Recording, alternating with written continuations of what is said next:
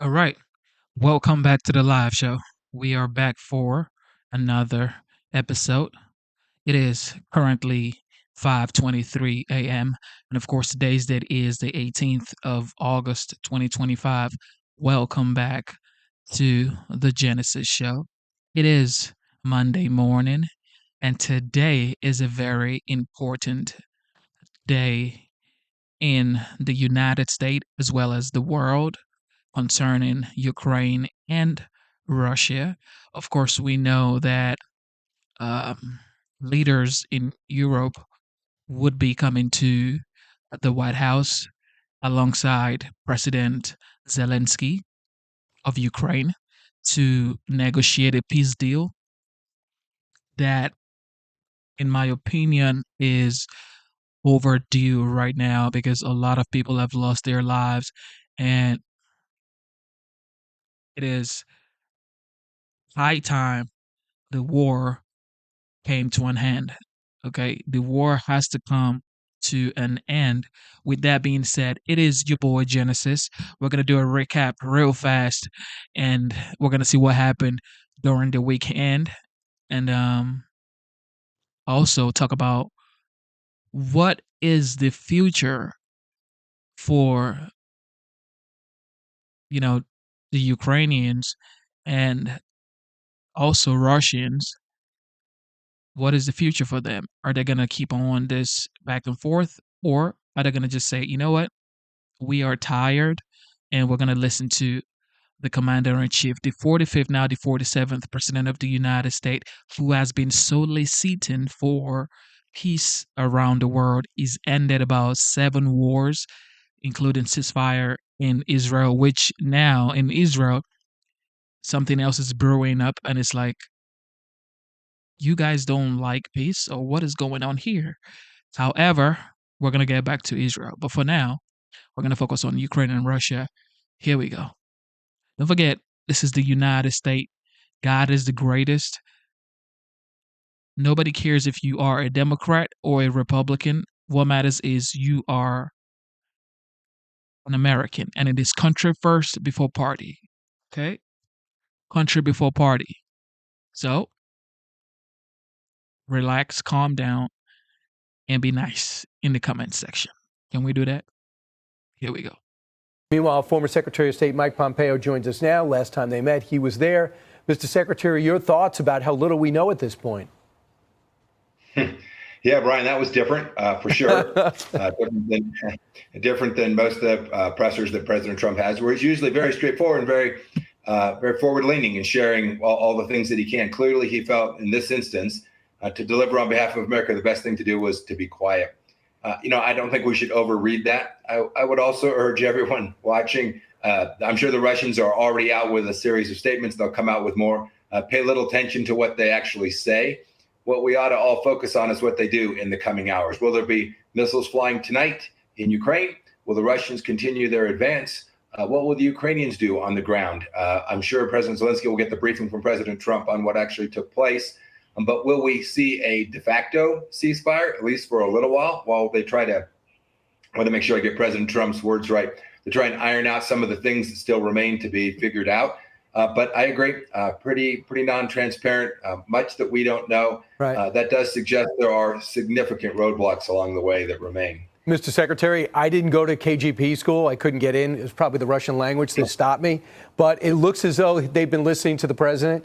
If in 2022 I met with President Biden, he essentially said, and I said it doesn't have to come to a war. We don't need these hostilities. But he didn't seem to care, so we had a war. So blame President Biden for that. And he also went on to say there wouldn't have been a war if President Trump had been president. That's exactly what President Trump feels. Also, they went out of their way, even before the summit, to establish in the past how America worked together in World War II, putting roses on your monument, symbolizing U.S.'s role in defeating Nazi Germany. He also went out of his way to talk about this has been the lowest point in the Cold War, but we have so much in common. Look, we're neighbors. Do you want to read into that a little bit? Only this, Brian. Putin gets the joke, right? He is trying diligently to snuggle up to President Trump. He knows that President Trump holds all the cards that can bring his nation to near ruin. That, by the way, that read of World War II, I've heard from Foreign Minister Lavrov so many times, is laughable. No read to recount the history, but they were not good actors in the aftermath of World War II, to say the least. The Soviet Union destroyed so much and did so little for its own people. He also defended the Christian church. I mean, it's really quite laughable as well. But he hit all the notes he thought would matter. I think that is a misread in some ways. President Trump, while he said we have a great relationship, has been incredibly tough with respect to Russia, far more capable of deterring Vladimir Putin than Joe Biden or Barack Obama ever could. I don't suspect that what happened today or what Putin could say in some laudatory statement is going to change that, Brian. Mr. Secretary, I just want to bring it to the one point. You know that you had a long 3 or 4 page speech from Vladimir Putin with the translator ready to go. The president, probably with a Sharpie, had a few comments and then said this of significance. Let's listen. We had an extremely productive meeting and many points were agreed to. There are just a very few that are left. Some are not that significant. One is probably the most significant, but we have a very good chance of getting there. We didn't get there, but we have a very good chance of getting there. So, you know President Trump. You know his body language. What are your thoughts about what he means? I think there's still significant sticking points along the way. They may have identified interests that they can work their way through, perhaps on economic matters and the like, but it sounds to me like sort of the central issue, the thing that we've all been talking about for the days leading up to this, Vladimir Putin's willingness to conduct a ceasefire with no conditions so that they can get to the table and discuss a formal resolution of the conflict. It doesn't sound like Putin showed up today ready to concede that core point. Yeah, we didn't get there is what he said, but we have productive meetings. I'm going to call NATO. I'm going to call the EU, European leaders. I'm going to call Zelensky. So he does have something to say, right? And soon we're going to get that, what happened and what didn't happen. And then we're going to have evaluation. It's just very different not to get that from the press conference. Yeah, in a matter of hours, we'll have figured out precisely where they are, or at least approximately where everybody landed after today's meeting. You know, President Trump was pretty forward-leaning in terms of there being another meeting. He had said if there was no progress, he would not concede to that point. Sounds like he at least made enough progress to believe that let the teams get back together to try and suss through this. But let's watch not only what is said in the coming hours and even days, but what actions are taking. Does Vladimir Putin continue to steal Ukrainian kids and take them back to Russia? Does he continue to fight along the Donbass and Luhansk lines of contact? Does he continue to lob missiles into Kyiv? If he does that, I think President Trump will find very suspect some of the things it sounds like Vladimir Putin may well have said today. So they both indicated there should be another meeting. I was kind of interested to get your take when President Putin recommended a venue. Watch. Mr. President, I'd like to thank you very much, and we'll speak to you very soon and probably see you again very soon. Thank you very much, Vladimir. Next time in Moscow. Oh, that's an interesting one. I don't know. I'll get a little heat on that one, but I could see it possibly happening. Thank you very much, Vladimir. And thank you all. Thank you. I think that caught him by surprise. Your thoughts? Yeah, probably so. I'm sure President Putin would like to show up with the remaining fighters that he can still fly, and the Russian bombers, just as the Americans flew over the meeting today. Putin would probably like to return that favor and have a home and away game. I think President Trump will be pretty smart about where the venue for the next meeting.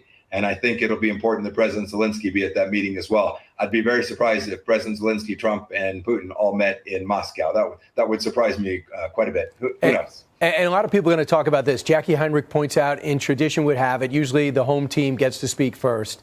Vladimir Putin spoke first. But with the president's unorthodox way of approaching everything about the presidency, I would not look into that at all.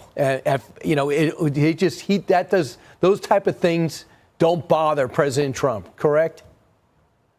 No, diplomatic niceties are not something that's going to offend him. I think also he likely wanted the last word. I know when I was in meetings like this and there was a readout, I always wanted to be the last one to clean up anything the other person may have said that didn't ring true to me.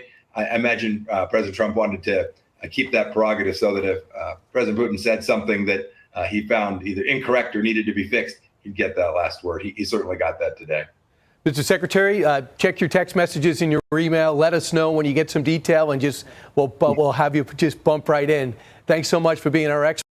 A lot of people are saying that the president of Ukraine, Zelensky, does not actually want peace. Is that true, chat? Is that true, or is just so fake President news? Trump and Vladimir Putin officially departing Alaska after a 3.5-hour meeting. No ceasefire has been reached. We know that. But both parties say great progress towards peace was made. They said really nice things about each other, too. But what exactly happened? We're still trying to piece it all together. A man who's got a lot of experience in all this and knows the stakes joins us now. Retired Air Force General and Supreme Allied Commander of NATO, General Philip Breedlove, and Heritage Foundation former advisor to policy advisor under Margaret Thatcher, Niall Gardner. Can we start with you, General? From what we know right now, the president says there'll be another round, but there is no ceasefire. That's what we've concluded. So I think that we're going to have to pay real attention to what our president says across the next couple of days, because he was very clear before that if there's no ceasefire, there's no second meeting. And now we've got to figure out what all that means. And again, we are now past the deadline for the sanctions. And we'll have to see what our president decides on how he uses the sanctions to bring Mr. Putin back in a more likely way of finding agreement. So I don't know the tone and tenor inside the meeting, but outside the meeting, now, Gardner, I think it's pretty clear. Vladimir Putin wanted to make sure this relationship lasted. You didn't see any cold shoulder. You saw a warm handshake. A comment evidently when they met when he said, it's good to see you and it's good to see you alive, in reference to maybe the assassination attempt. But the UK, the EU, NATO allies, some of them were nervous up until Wednesday and they had a chance to speak to the president. How do you think they feel now? Well, thanks for having me on the show, Brian. And I thought actually this was a very good summit for President Trump. He looks very statesmanlike. He projected real strong American leadership. And I think across the Atlantic, among our NATO friends and partners, I think they will be very reassured actually by this the summit today. There were no concessions made whatsoever to the Russian side. I thought that Putin was actually very deferential towards President Trump, and that was a very, I think, significant development there.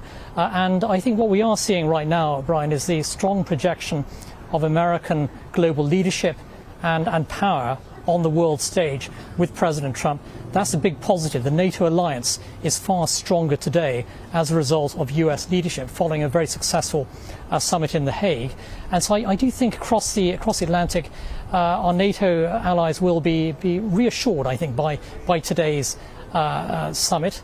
And also, without any doubt, the United States is the leader of the free world. Only President Trump could force Vladimir Putin to the negotiating table. And that's what we've seen today, actually. And that's real leadership coming from the United States with President Trump.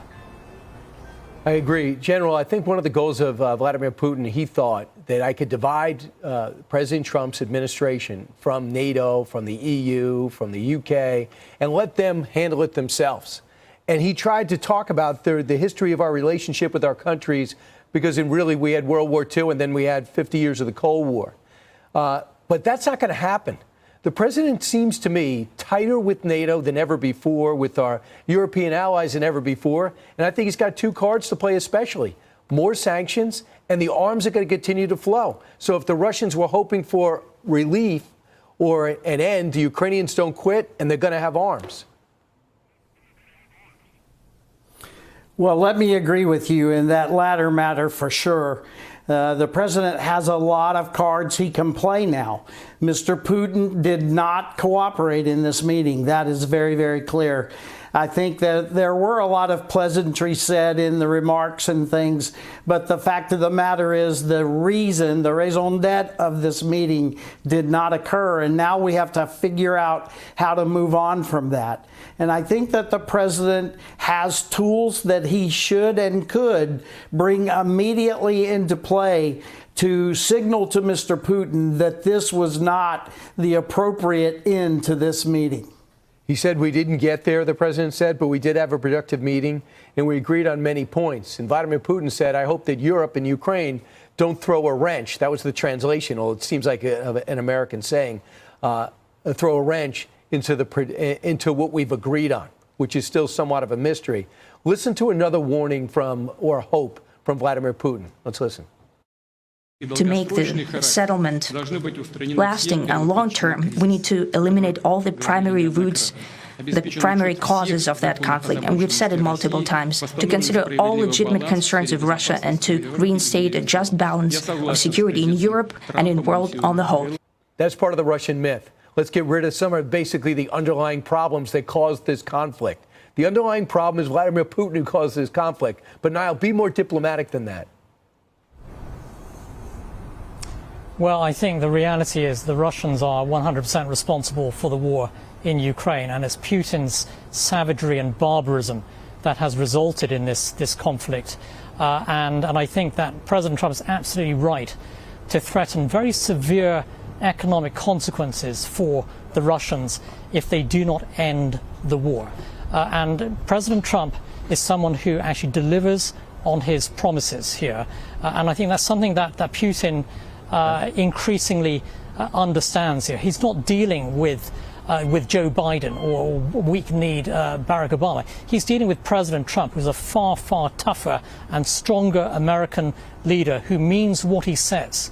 And I think that Putin understands, of course, the perilous situation right now.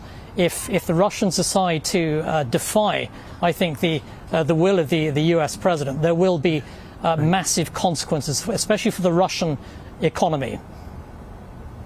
I agree. I mean, you might say, well, the Russians got a delay. Okay, congratulations, by a week or two. But the president has already proven, if you look at his actions in Iran, he's not going to drag this out. General, great to get your insight, even though we have a lot of questions still about what happened. And now, Gardner, great perspective, global perspective. Hey, Sean Hannity. Of course, everybody knows. Well, if you don't know, today, this morning, the Commander-in-Chief, the 45th, now the 47th President of the United States, Donald J. Trump, will be meeting with Zelensky and other European leaders to solicit for peace in Ukraine and Russia. Here we go. All right, we are broadcasting from Joint Base Elmendorf-Richardson. We are in Anchorage, Alaska. Joining us now with reaction to today's historic meeting are Senators Tom Cotton, Arkansas, Lindsey Graham, South Carolina. Lindsey, start with you. A couple of things really stand out to me. Vladimir Putin saying to the world, this war never would have happened had Donald Trump been president. Donald Trump, scale of 1 to 10, gives it a 10. I took a lot away from this interview. Your thoughts? Number one, I don't really care what. I blame Putin more than anybody else for starting the war. I want to be clear about that. But let me tell you, I've never been more hopeful this war can end honorably and justly than I am right now. The news you made in this interview, to me, is earth-shattering. President Trump said that Putin wants him to meet with Zelensky, that Putin is now apparently agreeing to a trilateral meeting between Putin, Zelensky, and Trump. That's the biggest breakthrough of the night. I've never heard that before. If we have that meeting, I think there will be an honorable and just end to this war before Christmas, well before Christmas. If that meeting doesn't come about, then I think Trump's going to have to use severe consequences against Putin and those who buy his oil and gas. Senator Cotton, what was your big takeaways of this? Yes, Sean, I agree. That would be a very critical meeting between Presidents Trump, Putin, and Zelensky. There's no ceasefire coming out of this meeting today, but also I thought President Trump stood firm in defense of U.S. interests and also our friends in Europe and Ukraine. This is in contrast, for instance, to Joe Biden's summit with Vladimir Putin in the summer of 2021.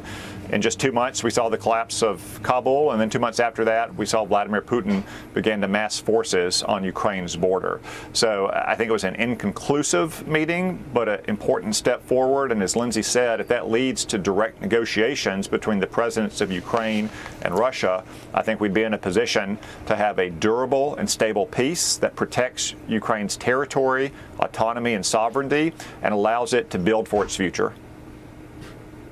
Yeah. Oh, well, Senator Cotton, the president was kind of clear in the lead up to this meeting.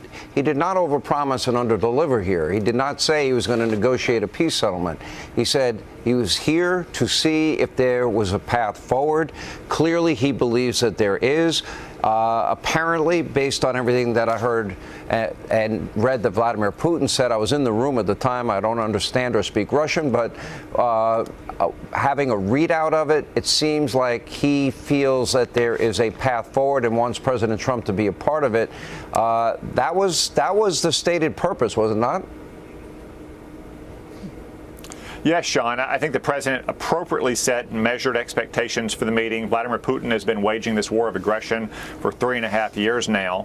I think the first step is going to be a ceasefire. We didn't have that today, but hopefully in the weeks ahead, especially if the presidents of Ukraine and Russia can sit down, there'll be a ceasefire, which can stop the killing at least temporarily, and then move on to that durable peace settlement. I think this was an important first step. Again, President Trump said he didn't expect to have any kind of major breakthrough today, but he did hope that it would set some groundwork for future talks, and it sounds like that's what happened.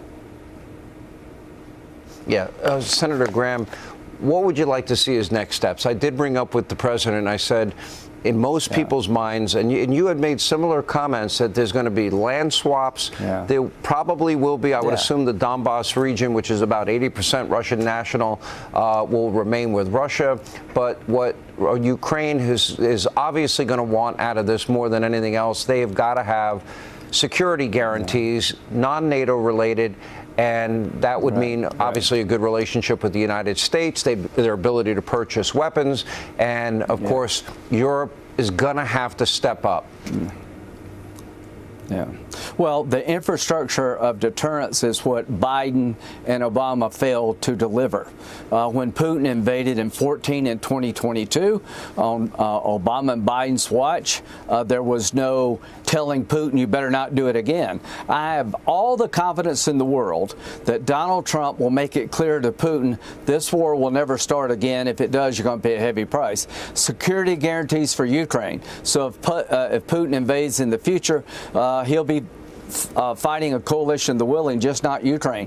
That American weapons will flow to the Ukrainian military in perpetuity. They'll have the strongest army on the continent of Europe.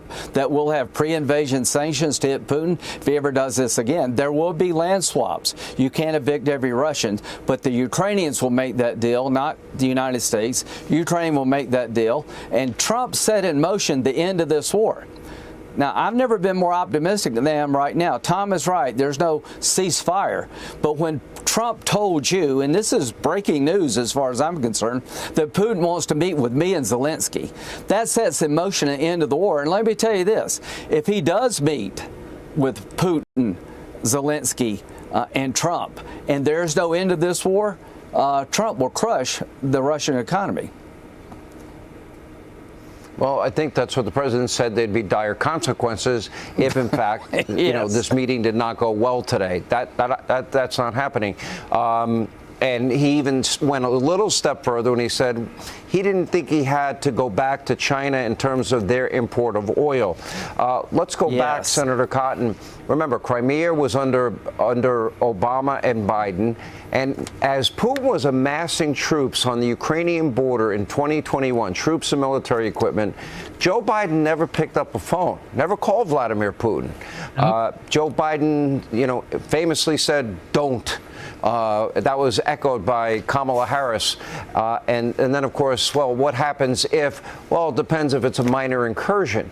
You know, Donald Trump is involving himself pretty much in every conflict around the world. He explained that while he's talking about trade with these countries, he's also talking peace with these countries. There's really not a, you know, the trade deals obviously impact the United States. Peace in the world just saves lives, and he seems heavily invested in it. And I don't think a lot of world leaders are willing to expend the political capital to do that.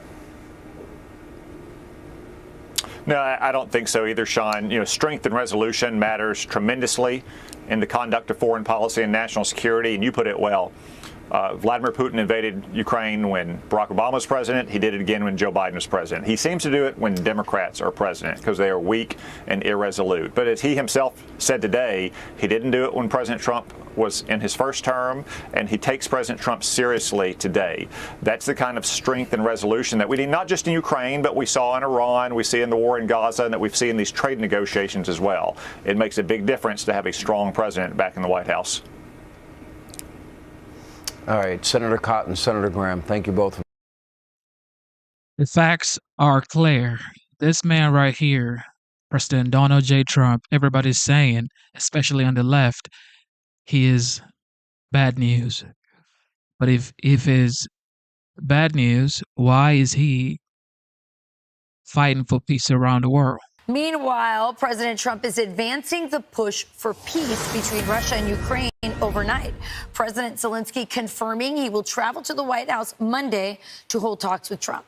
This is after the commander-in-chief had a historic meeting with Russia's Vladimir Putin in Alaska yesterday. Peter Doocy was with the president in Alaska and joins us live from Anchorage, where it is 4 o'clock in the morning. It is so great to see you, Peter. What an extraordinary, historic event for you to have a front seat for. Yes, Charlie, and Vladimir Putin has come and gone from Alaska, but the latest development from overnight is that now Volodymyr Zelensky is going to come to the United States. He'll be in the Oval Office the day after tomorrow, and this is why President Trump says it was determined by all that the best way to end the horrific war between Russia and Ukraine is to go directly to a peace agreement and not a mere ceasefire agreement, which oftentimes do not hold up. And despite the lack of a ceasefire so far, Putin packed praise for President Trump here in Alaska.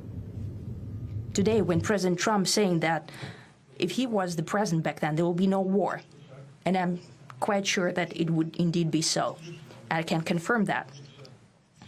I think that overall, me and President Trump have built a very good, businesslike, and trustworthy contact.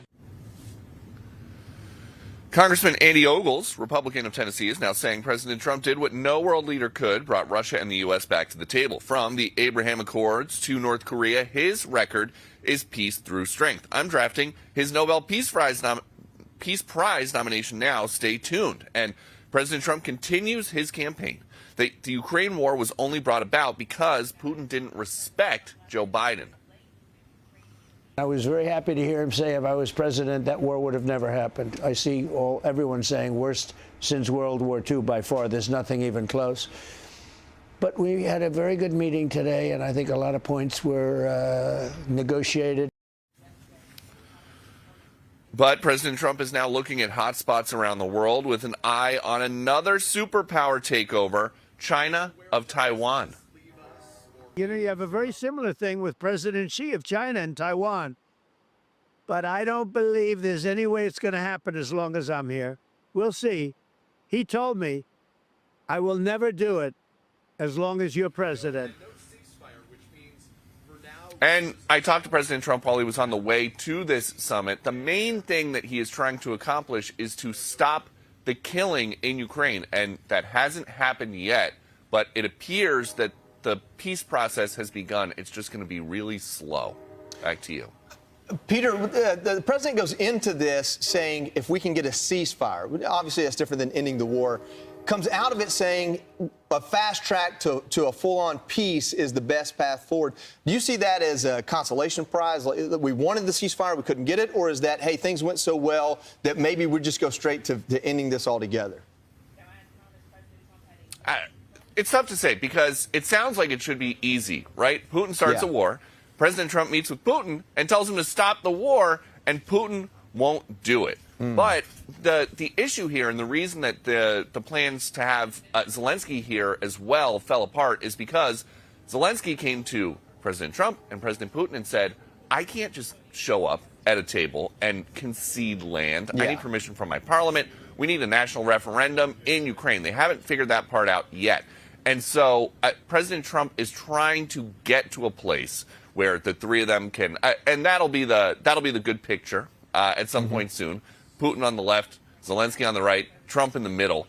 talking about an end to the war. It seems like there's an understanding by everybody that this war is going to end, but for whatever reason, Putin is not ready to end it yet. And so President Trump is going to be with Zelensky in the Oval Office on Monday, and he is saying, he has telegraphed that if Putin did not stop the war right away, there's going to be severe economic punishment for Putin. So we'll see what's announced on Monday. So, Peter, obviously, the president has said over and over again, talking about how many lives are killed, 7,000, young men a week, sometimes not young men, they're conscripting in Ukraine, old guys, sometimes even people with Down syndrome. It's been brutal. Drone warfare, just absolutely a brutal warfare. And Trump is risking, some say, political capital in putting himself in the middle of this in order to get peace. This is what Sean Hannity asked him yesterday. Watch. You're willing to expend political capital. All of the conflicts that I mentioned, including this one, this does not impact the United States as much as it does our allies in Europe. It's true. The Middle East, when we get involved in the Middle East, but you're doing it anyway. Now, why? Is it to save lives? Do you want a safer world? Yeah, number one, to save lives in all cases, because wars are wars. When you see what would have happened with Cambodia as an example. Now, I'm not involved, but I was involved in negotiating a trade deal, and I said, you guys are going to be fighting Thailand, Cambodia, so many different. Look at India. Take a look at India and Pakistan. They were shooting down airplanes already, and that would have been maybe nuclear. I would have said it was going to go nuclear, and I was able to get it done. Number one is lives, and number two is everything else. Wars are very bad, and if you can avoid them, and I seem to have an ability to end them, to get people together. I use the power of the United States. After that meeting and Putin and President Trump came to the podiums and spoke to the press. It wasn't a press conference. It was more like a press lecture. But, and I think that a lot of people were really confused by that, largely because I think that so many of you guys in the press are so used to getting more information than you can actually deal with out of President Trump. Do you have a sense or any idea about why the decision was made not to take any questions yesterday?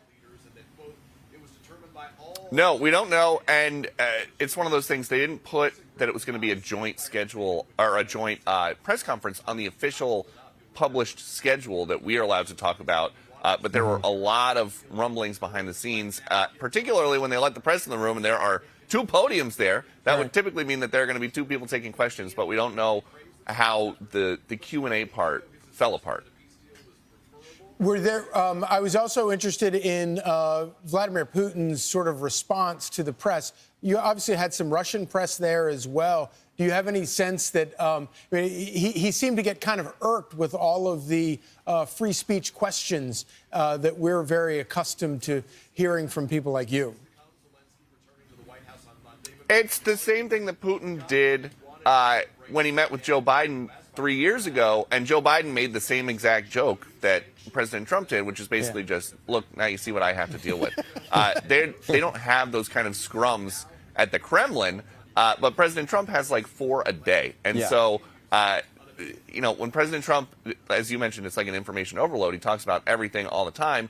Putin doesn't. And we thought that there was going to be some middle ground there with a brief Q&A with the Russian press and the U.S. press. The Q&A did not happen. If they reached a ceasefire agreement, we probably would have heard from both of them. But for whatever reason, Putin just isn't there yet. And so we'll see what President Trump is going to come back with on Monday with Zelensky in the Oval Office. As we know, we've come a long way from Zelensky being lectured by J.D. Vance in the Oval Office for not being grateful for all the U.S. support. Now he's going to come back, and he has got President Trump, who my guess would be is kind of annoyed by the fact that he came all the way to Alaska, Putin came all the way to the U.S., and nothing happened right away. But they're getting there. Yeah. And maybe you'll get like 5 minutes to sleep sometime in the next week. Late night, early morning. I'll sleep on the flight. It's a pretty long flight. We're like on the top of the world right now. All right. Thank you, Peter. He's so cool, Deucey. All right, here we go. Overnight, Ukrainian President Volodymyr Zelensky and President Trump both confirming that Zelensky will travel to the White House on Monday for an Oval Office meeting. The two leaders held lengthy phone calls late last night following the historic summit with Russian President Vladimir Putin. Yeah, Zelensky says he received positive signals from the U.S. on guaranteeing security for the country. That's right, and it comes after Trump and Putin met in Alaska yesterday for a very rare face-to-face negotiation. The president describing the high-stakes meeting with Putin as a 10, and then posting to Truth Social this morning saying, quote, "It was determined by all that the best way to end the horrific war between Russia and Ukraine is to go directly to a peace agreement and not a mere ceasefire agreement, which oftentimes do not hold up." Joining us with the latest on the summit is Rebecca Castor. She's live from Washington with the details. Good morning, Rebecca. Charlie, good morning. For now, Trump is sharing very little details on what he discussed with Putin to not disrupt the deal as he's making it.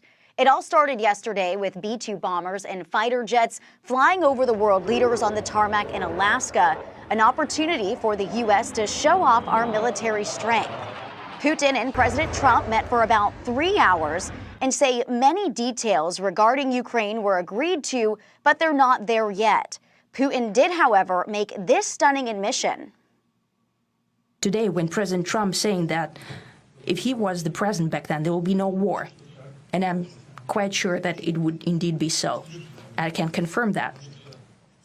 I think that overall, me and President Trump have built a very good, businesslike and trustworthy contact. Then President Trump then responded to Putin's confession. I was very happy to hear him say if I was president, that war would have never happened. I see everyone saying worst since World War II by far. There's nothing even close. But we had a very good meeting today, and I think a lot of points were negotiated. Putin's profession comes as Trump tells Fox's Bret Baier that Chinese President Xi Jinping assured him that he wouldn't invade Taiwan during his term. Even though a Ukraine peace deal hasn't been reached yet, some lawmakers are already advocating for Trump to receive the Nobel Peace Prize. Congressman Andy Ogles writing, "Today, President Trump did what no leader could, brought Russia and the U.S. back to the table. From the Abraham Accords to North Korea, his record is peace through strength. I'm drafting his Nobel Peace Prize nomination now. Stay tuned." And we'll stay tuned to see if Trump can get this to the finish line. Back to you guys. Thank you, Rebecca. Thanks, Rebecca. Truly historic, extraordinary day yesterday. And I have to say that, President Putin arriving in Alaska, the first Russian president to ever visit Alaska, which is kind of extraordinary considering the history of that spot of land between the United States and Russia, which is only miles away from Russia, in fact. And for him to land there in a moment from what you're seeing on the screen right there, as they're about to mount the stage, is when that B-2 bomber with the F-35s come roaring over. And you have to think there was a moment there where Putin was wondering, okay, wait, what is about to happen? Right. Well, you also can imagine that President Trump, who is very aware of how things look. Yeah. He's a producer at heart. Yes. And so you mentioned, the bombers coming over, looking at that right now. But also the first thing I noticed was, one, President Trump made Putin walk towards him, okay? And then President Trump had this giant red carpet, and Putin had this tiny little strip to walk down. But did you notice that? You had to know that President Trump said, make sure my red carpet is much bigger than his red carpet.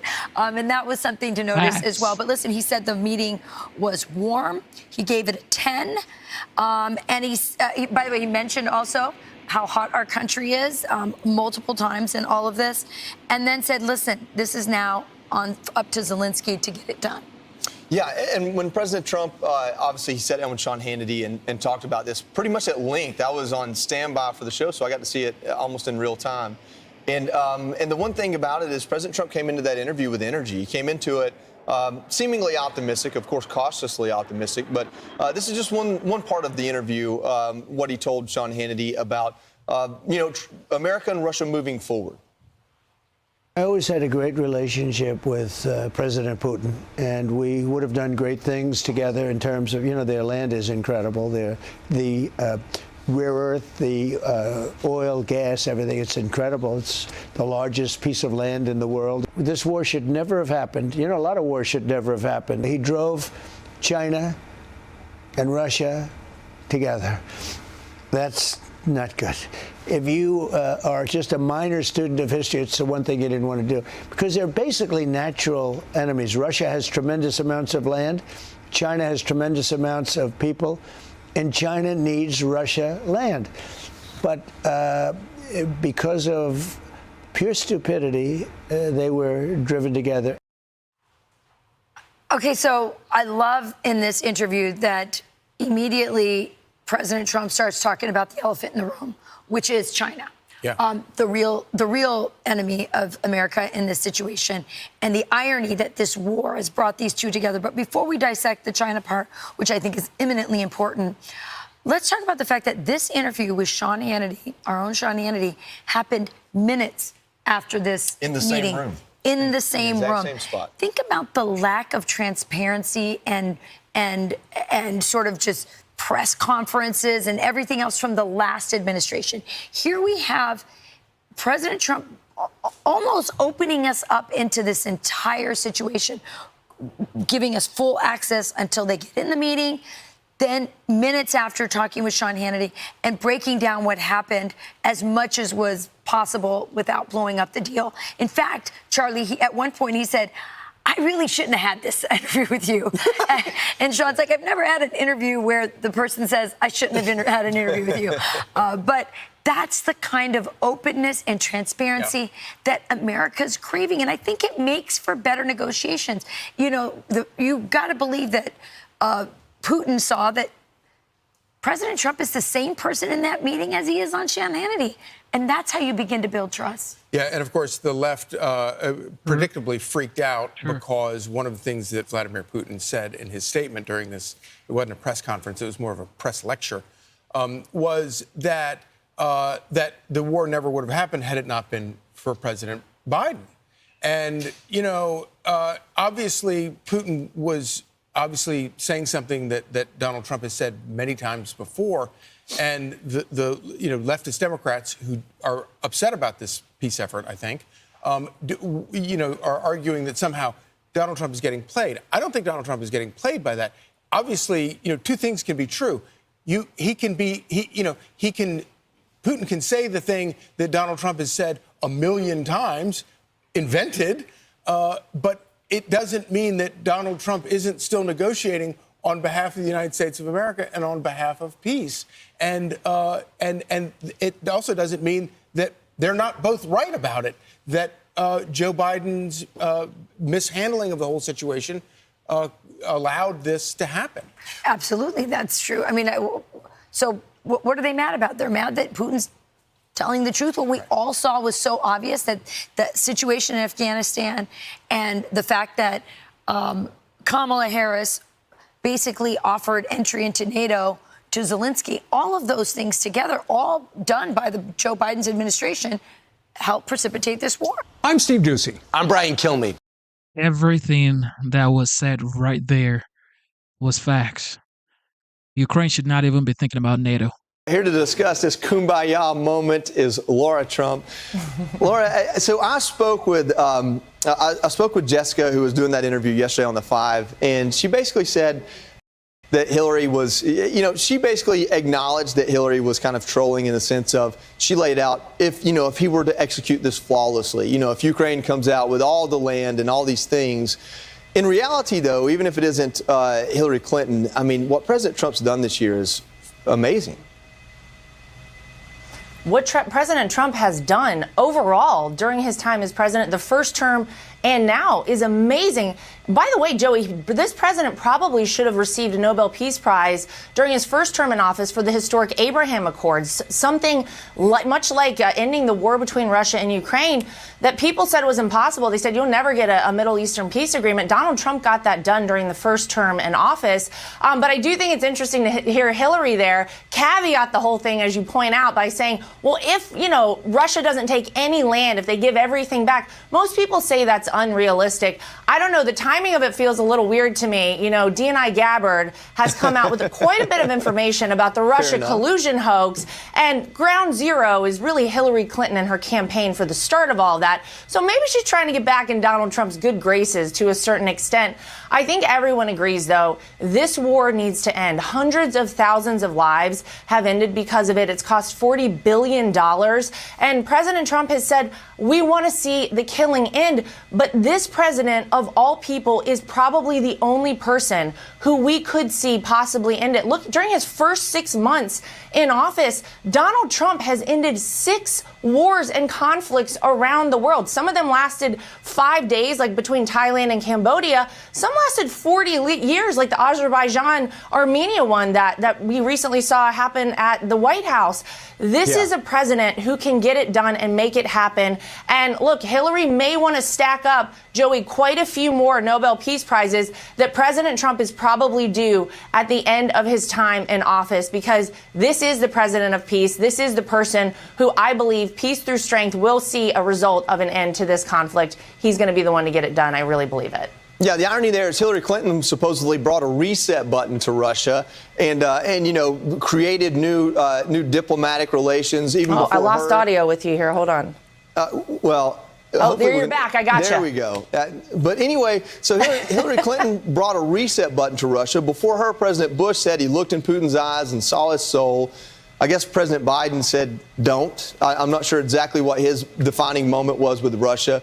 But of all of those we just mentioned, President Trump's the only one that seems to keep Russia from invading other countries and keeping wars from starting.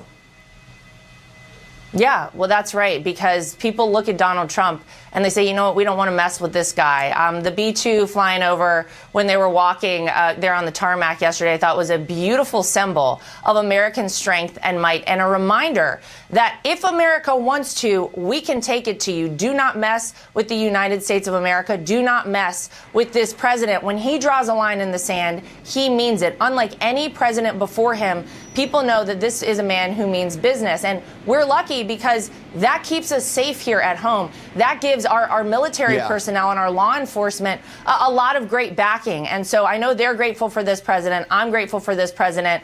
This is the president of peace. Real quick, we've got My View with Laura Trump. What's coming up? Yes, so tonight, I'm really excited. Judge Jeanine Pirro, who I know we all miss on our screens here at Fox, she's the U.S. Attorney in the District of Columbia. She's working alongside President Trump, of course, to make sure that they clean up Washington, D.C. They've federalized things, brought in the National Guard. She talks about all of that. And then we're going to have HUD Secretary Scott Turner. I have Winsome Sears and Jack Ciattarelli. These are 2 Republicans running for governor in what are pretty much blue states, Virginia and New Jersey. We're talking to all of them tonight, 9 p.m., My View. I can't wait to see everybody there. That's tonight at 9 p.m. Eastern. Laura, thanks for joining us. Thanks for working through the technical problems there. All right, here we go. China, North Korea. He drove China and Russia together. That's not good. If you are just a minor student of history, it's the one thing you didn't want to do, because they're basically natural enemies. Russia has tremendous amounts of land. China has tremendous amounts of people, and China needs Russia land. But because of pure stupidity, they were driven together. That's President Trump last night accusing his predecessor of uniting natural enemies, China and Russia. So how are China and North Korea responding now? Two countries who are also Russia's strategic partners. We bring in now Asian affairs expert Gordon Chang. He is a senior fellow as well at the Gatestone Institute. Gordon, great to have you with us always. I want to get your thoughts now. Here we are less than 24 hours after the summit ended. What does this mean now, potentially, for China, for North Korea, for some of these allies that Russia has had really no choice but to turn to and depend on and increase relations with since the Ukraine war began and since Vladimir Putin himself now facing charges with the International Criminal Court? Your thoughts? Yeah, both China and North Korea like the outcome of what happened in Anchorage. The North Koreans, they love this because they've been selling short-range ballistic missiles and artillery shells, and they've been providing soldiers. And as this war continues, and there was no settlement in Alaska, as this war continues, North Korea gets more money. The Chinese, I think, also want to see this war continue. We know this because Foreign Minister Wang Yi on July 2nd was talking to the EU foreign policy chief.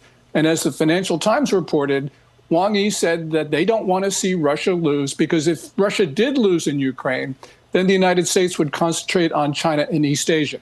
An extrapolation of that is if there's peace in Ukraine, the U.S. will also focus on China in Asia. So I think the Chinese want this war to continue. And as it continues, they're just very, very happy. Yeah, that is a very interesting point. And really just days before this summit, it was August 13th that this came out, Pyongyang, Vladimir Putin had a call with Kim Jong-un. And what came out of that was basically a press release about how closely they're bonded and some gratitude expressed for the self-sacrificing spirit displayed by the personnel of the Korean People's Army there in Russian territory, because North Korea has been sending their soldiers there to aid Russia in their fight in Ukraine, as Russia has lost so many of their own soldiers. Is North Korea perhaps the country that stands the most to gain from a continued battle between Russia and Ukraine? Yes, probably that's true, because every soldier in Ukraine makes a lot of money for Pyongyang, perhaps $1,200 a month or whatever. There's 12,800 soldiers there in the initial batch. There's talk of an additional 30,000 North Korean soldiers going to Ukraine. And there could very well be more than that. So really what we're talking about is a substantial commitment of North Korean troops to the front. And they've been very effective. As Vladimir Putin did, he thanked Kim Jong-un because the North Koreans were able to expel the Ukrainians from the Kursk region. And that was important for Russia because the Russians wanted to get all of their territory back after that offensive last year. Yeah, and one of the very strong consequences that the president has talked about when it comes to penalizing Russia is hitting their economy, sanctions, et cetera. This could play out with other countries like India and China. Your point about China was a really good one. And President Trump had this to say in this interview that he did with Sean Hannity last night regarding China and what this could mean, at least in immediate terms. Take a listen. Because of what happened today, I think I don't have to think about that. Now, I may have to think about it in 2 weeks or 3 weeks or something, but we don't have to think about that right now. I think the meeting went very well. Just specifically, he was talking there about penalizing China for buying Russian oil. Your thoughts on sort of this pause the president is giving these allies of Russia, at least for now? I think President Trump should impose those tariffs on China and increase the tariffs on India for purchasing Russian oil. Also, he needs to make the sanctions on Russia stricter. And the reason is he needs to give an incentive for Russia, India, and China to act constructively. Right now, they don't, except India does have that 25% tariff, and there are some sanctions on Russia. But he needs to give all of these countries, show them the power of the United States. And by the way, the Chinese right now, they look at the U.S. tariffs on India for buying Russian oil, and they know that they've been buying Russian oil and they're not subject to tariffs. And that means Beijing believes that it has control over Trump. Now, Trump doesn't think that, and I think the Chinese are wrong, but the way the Chinese think is very important because that motivates them to act. And we need to show them that the United States is the boss, that the Chinese are not the boss. Gordon Chang, thank you very much. Your insights always appreciated. We appreciate. Don't mess with the United States, bro. So for more, let's bring in former National Security Council Chief of Staff Fred Fleitz. Fred, thank you for being here. Nobody better to really get a reaction to. You understand this. You've been at these tables. What do you see as the significance of this summit? Well, look, we know the Trump haters have come out en masse over the last day saying that the summit was a failure, that Trump sold out to Putin. That's not what happened. Peacemaking is hard, and peace agreements usually are the result of painstaking negotiations. Here's what happened at the summit. Trump and Putin agreed to some important principles for a peace agreement. They also discussed some sensitive proposals that Trump has to sell to Zelensky and the Europeans. That's why there were no questions after the press conference, because these things have to be handled sensitively. And I think we see a lot of good signs after the summit. We see Zelensky coming to Washington. We see the Europeans issuing a press statement that is, I think, eight top leaders praising Trump's peace efforts, saying Zelensky has to be involved, saying they want to see more. There wasn't criticism by these Europeans. Now, is this all they wanted? It isn't, but this is hard, and there's a lot of baggage from the Biden administration that Trump has to overcome. I think this is a process. It looks very promising. You know, it's very interesting you raised that joint European statement after the briefing, Fred. I thought that was very significant, and you're right, it was Macron, Meloni, Merz, Keir Starmer, and a handful of other major European leaders.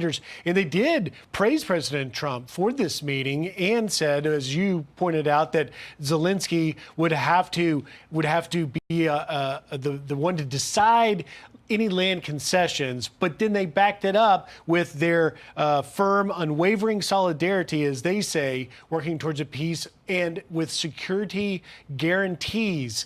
That's going to be a big part of it, huh? That was discussed. I've heard what was discussed about security guarantees. Trump is aware of it. He discussed with Putin. I think that's an important part of it. But, you know, another important part of it is to give Putin a face-saving way out of this situation, out of the war, to end Russia's isolation, a deal that will bring Russia back into the community of civilized nations and make it more prosperous. That's how Trump will get Putin to make the painful compromises he has to make to get out of this. And I think that's why the theatrics, what we saw in Alaska, Putin riding in the limo, basically saying to Putin, we can be partners again, make a deal with me. And it seems that Putin had a goal to really hold off more sanctions, more tariffs, because as we've pointed out before, you know, Russia's economy is struggling. They're a one commodity economy, oil and gas, and the tariffs on India, the second largest purchaser of Russian oil and gas, hit hard. And it seems that Putin realizes that he needs to do something to try and save his economy. I think Putin was surprised that Trump changed his policy. He was trying to deal with Russia cordially through diplomacy. Putin defied him. Trump got angry. Trump said, I'm going to send weapons to Ukraine through NATO. I'm going to put very tough energy sanctions on, even secondary sanctions against India. I don't think Putin expected that. That's what drove Putin to ask for the summit. So you've been on the Security Council. Take me inside that room. What comes next? What is it? This trilateral with Zelensky? Is that the next step? And how does this end? There's intensive diplomacy behind the scenes right now with Zelensky and the European leaders to sell what Trump discussed with Putin, to keep them on board, to stop them from shooting this down before the process proceeds any further. So far, that seems to be working. I'm seeing reports in the media that there are some officials in Europe and in Ukraine, they don't like this, but the principal officials, they're basically holding back. They're letting this process proceed. And I think that's going to be important to get this forward, because there's a lot of work to be done, and there's going to be painful compromises, not just by Russia and Ukraine, but also by Europe. So I thought it was an interesting moment at the very end of the press conference when Putin said, next time in Moscow. And President Trump didn't shoot it down. He said he'd take a hit for that. Do you ever see President Trump going to Moscow? And would that even be a good idea? I think he should go to Moscow. If this is something Putin wants, I think Trump should do it, but there's going to be a price. There should be some very significant concessions Putin will have to agree to and implement before Trump gives him the appearance of an American president appearing with him in Moscow. A lot of people are criticizing that Putin was allowed to speak first before President Trump, because President Trump is, of course, the leader of the host country. I want to play for you just a little bit quickly of what Putin had to say about Ukraine in the security issue Here's Putin.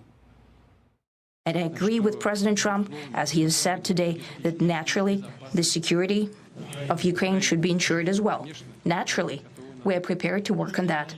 I would like to hope that the agreement that we've reached together will help us bring closer that goal and will pave the path towards peace in Ukraine. We expect that Kiev and European capitals will perceive that constructively and that they won't throw a wrench in the works.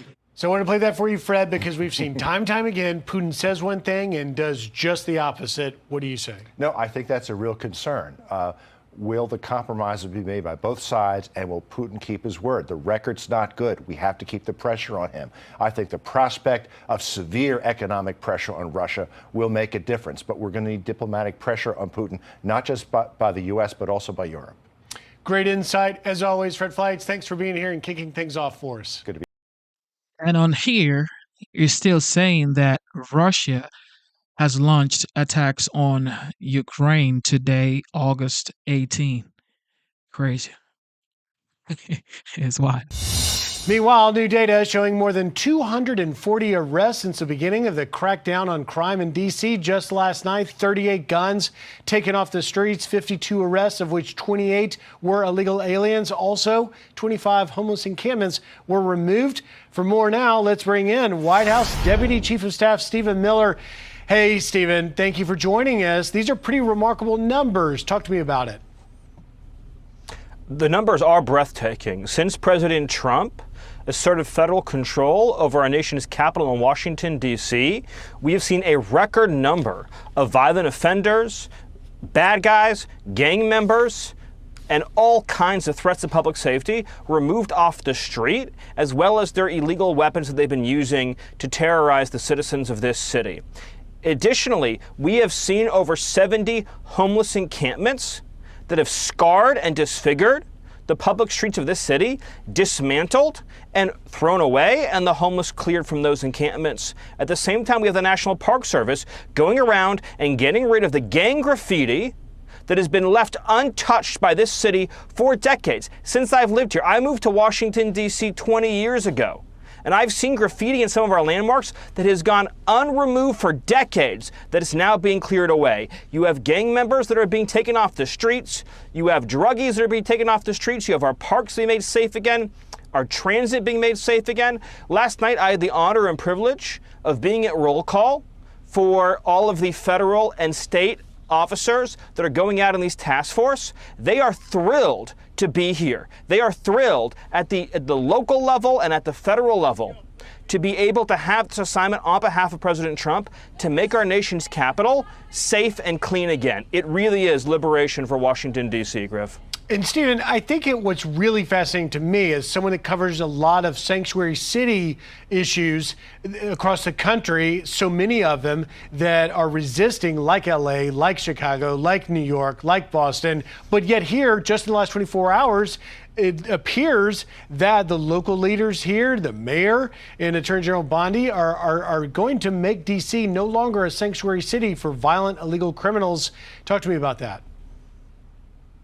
Yes, correct. We have ICE officers that are embedded with local police, making sure that violent, criminally illegal aliens are for once taken off the street so they can't hurt anyone anymore.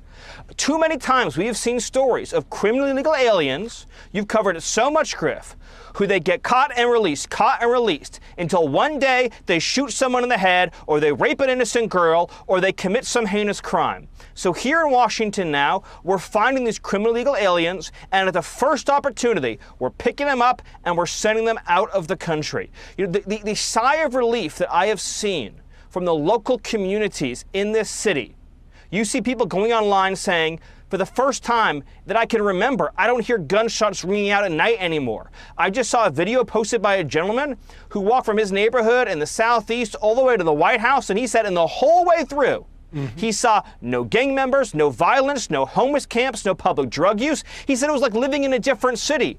President Trump is making D.C. safe, livable, clean, and secure, not just for the people who live here, but for every American citizen whose birthright is to visit our nation's capital, Griff. And yet we hear President Trump saying that this may be a blueprint for other cities like Los Angeles, like, Chicago. But yet this week, when ICE went out after an actual targeted group of criminal aliens outside of Governor Newsom's event, you saw incredible backlash from Governor Newsom, but also from LA's Mayor Karen Bass. I want to play a little bit of that for you and get your reaction. And they decided they were going to come and thumb their nose in front of the governor's face. Why would you do that? That is unbelievably disrespectful. It's a provocative act. They're talking about disorder in Los Angeles, and they are the source of the disorder in Los Angeles right now. Why is this helpful to anybody at all? At this point, this doesn't have anything to do with immigration at all. Mayor, this is about causing trouble in our city. What do you say, Stephen?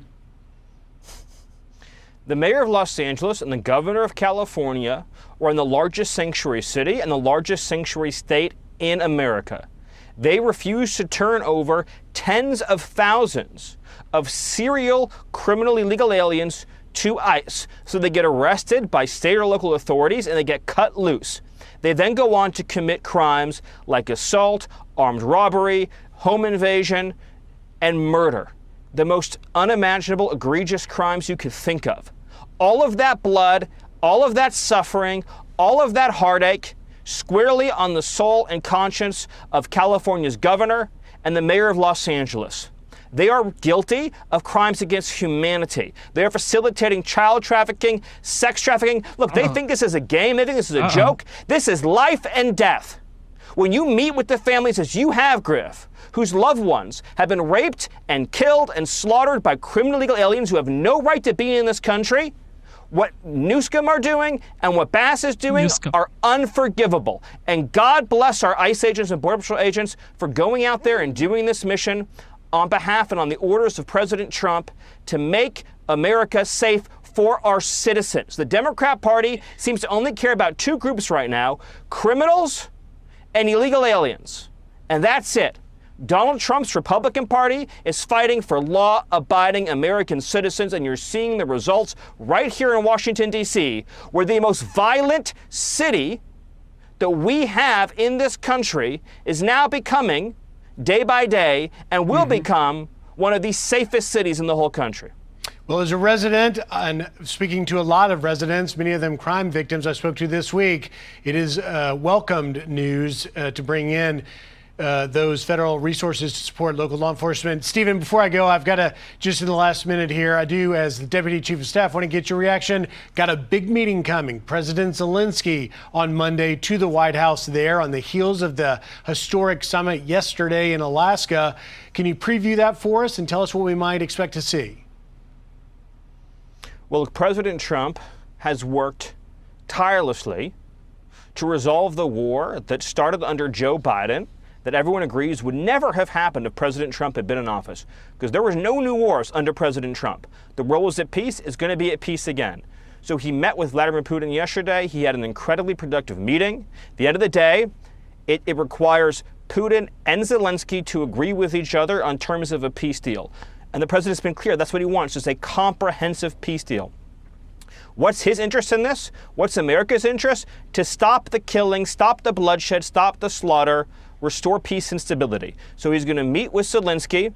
He's going to see if he can, again, find that opportunity, that pathway for a comprehensive peace deal, working as well with our European partners in the hopes that we can forge peace. President Biden was responsible for this war starting. Donald Trump is fighting to end it. And as you know, he has already ended 7 wars around the globe. Multiple foreign leaders, we've heard most recently Azerbaijan, has said that this man, this president, needs to be given a Nobel Peace Prize. I have never in my life, not even my life, I have never in modern history seen an American president worked so hard and so fast and so completely to make the world a more safe and peaceful place. From here in Washington, D.C. to the furthest reaches of the globe, this is the peace and security president, Griff. Well, just in the last 20 seconds I've got, were you as surprised as many of us to hear former Secretary of State Hillary Clinton actually say on camera that should this peace agreement be reached between Zelensky and Putin, that President Trump deserves a Nobel Peace Prize? She said she'd nominate him for it. Well, it was a noteworthy statement. I guess all I can say to that is that the whole world is praying for peace in this region, in Europe, and all sensible people, all people who love humanity and love peace, are grateful to President Trump for fighting and trying and working so hard to end this conflict that we inherited from the previous administration. All right, Stephen Miller, Deputy Chief of Staff at the White House. Stephen, thank you for your insights. Yes, definitely. Washington, D.C. needs help. Like I said in the chat, I was I was invited to the White House for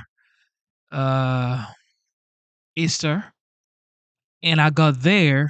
In my mind, I'm thinking this is supposed to be the cleanest, the most beautiful state in the United States. And I'm seeing tent in front of the White House entrance. I'm like, wait, this isn't happening right now. People selling product in front of the White House, literally in front of the White House. I said, golly. But we begin with Peter Doocy in Anchorage, Alaska. Peter. Like the White House and the surroundings should be crisp, clean, serene, quiet, okay, preserved. But no, it's not. It's lousy, noisy, everybody doing any and everything. It's literally like you're in Times Square. People just doing stuff, probably, selling what they should not be selling in front of the goddamn White House. John, good afternoon. And Donald Trump is now the middleman between Vladimir Putin and Zelensky. And when the president was leaving Alaska from this after this summit yesterday that did not yield a ceasefire, he phoned Zelensky to tell him that Putin's latest proposal is that he will stop fighting on some of the frontline battlefields in Ukraine, but only if Ukraine agrees to hand over 2 territories to the Russians. That would be Eastern Donetsk and Luhansk. That is according to a report by Reuters. I mean, we were together almost 3 hours, and it was very extensive, and we agreed on a lot of points. I mean, a lot of points were agreed on, but there's not that much. There's, 1 or 2 pretty significant items, but I think they can be reached. Now it's really up to President Zelensky to get it done. And I would also say the European nations, they have to get involved a little bit, but it's up to President Zelensky. Zelensky is confirmed for a White House visit Monday. European partners have also been invited, according to various reports. The president says that is because it was determined by all that the best way to end the horrific war between Russia and Ukraine is to go directly to a peace agreement, which would end the war and not a mere ceasefire agreement, which oftentimes do not hold up. Between now and then, Zelensky is concerned that, quote, based on the political and diplomatic situation around Ukraine and knowing Russia's treachery, we anticipate that in the coming days, the Russian army may try to increase pressure and strikes against Ukrainian positions in order to create a more favorable political circumstance for talks with global actors. And despite his refusal to end the war yet, Putin says he sees progress. Our negotiations have been held in a constructive atmosphere of mutual respect. We have very thorough negotiations. And we expect on Monday, when President Trump and Zelensky and whichever other European partners are gathered at the White House, that a key part of these negotiations about a peace agreement will be security guarantees for Ukraine, which basically means trying to figure out how many Western troops, NATO troops, the European leaders can stick in Ukraine without causing Putin to continue his aggression. Hey, everyone. So this guy in the chat said if he was, I gotta go read what he said. He said, if I was even a tiny bit brown, I'd be on my best behavior. And I told him, this is 2025, bro. All that fake news, oh, because you're brown, you need to be on your best behavior. Bro, it's 2025. This is in the 70s, okay? Relax. All right? Relax. It's not going to work. Right now, it's performance, okay? If you're capable, you are going to rise to the top. And if you live by the law of the land, the rule of law, you are good in the United States. Stop using all that race baiting. It's not going to work anymore. I voted for Trump. I used to be an immigrant, but now I'm a United States citizen, and I voted for Trump. Okay. So it's over. Okay. All that stuff is over. It's over. Everybody's awake now, bro. Here we go. Attorney General Pam Bondi putting sanctuary cities across the country on notice, giving them 1 week to comply with federal immigration laws or face action from the Justice Department. Former acting ICE Director Jonathan Fahey joins me now to talk about this. Thank you, sir, for your thoughts, for your thoughts on this topic. I want to get right to this. AG Bondi's effort, will this work? Will cities comply? Do they have to comply? I think by and large, yes, it will work. And yes, they have to comply. And here's why it will work. They're putting pressure on these sanctuary cities, and certainly some of them are going to fight sort of to the end. But just since the beginning of the Trump administration, this Trump administration, there have been 761 jurisdictions have joined the 287G program, which is a program with localities cooperating with ICE. So they've already inspired so much local cooperation, which is one of the reasons for having so much success at the border. But the consequences for these sanctuary cities are really severe, and they're going to start facing them. And when I'm talking about consequences, I'm talking about criminal investigations for things like obstruction of justice, but also for alien harboring, because it's a federal felony if you do anything to shield or harbor an illegal alien and from detection from ICE. And these sanctuary cities have been doing just that by hiding them from ICE, making it more difficult for ICE to reach them, to deport them, to detain them. So they're going to face criminal not only prosecutions, but investigations that will be substantially expensive for whatever locality, plus they may not like the ultimate result. So yes, it will be effective, and yes, it has been effective. And we're seeing the results, not only in crime rates in certain places, but also on the border. Yeah, it's very interesting because some of these cities have actually doubled down on their sanctuary policies in recent since the election. Jonathan, I also want to get your thoughts on the nation's capital. They've reached an agreement with the Trump administration after suing over the administration's takeover of the city police force. Turns out the police will continue to be led by their leader that they have had. What do you make of it all? I think this is actually, it's going to still be a very good thing because, the police are now, they're cooperating with ICE. They've agreed to do that. And you had, Todd Lyons on earlier talking about how important that is, having that cooperation so ICE can get the most dangerous criminals off the streets and deported. And that helps everyone in the city, not just, public safety, but also resource wise. And so that, going back to another guest that you had on earlier, talking about the defund the police movement, it really impacted DC significantly. They were down about 800 officers from where they want to be. So bringing these extra resources and these federal resources, not only is it going to help immediately with the law enforcement, but it's also going to be a great deterrent. So we are going to see drastic decreases in crime. And just remember, during the Biden administration, particularly in D.C., they had their 4 highest years of murder rates in over 20 years during the Biden administration, because a lot of it was not enough law enforcement resources, but also their focus was on things like political prosecutions, prosecuting Donald Trump, J6, and that took their eye off the ball from violent crime, which is most impactful for most people. So all of these things are going to be very effective, not only in the short term, but I really think long term as well. Yeah, interesting in Washington, and also interesting to see what happens in sanctuary cities across the fact is, the United States actually wants immigration.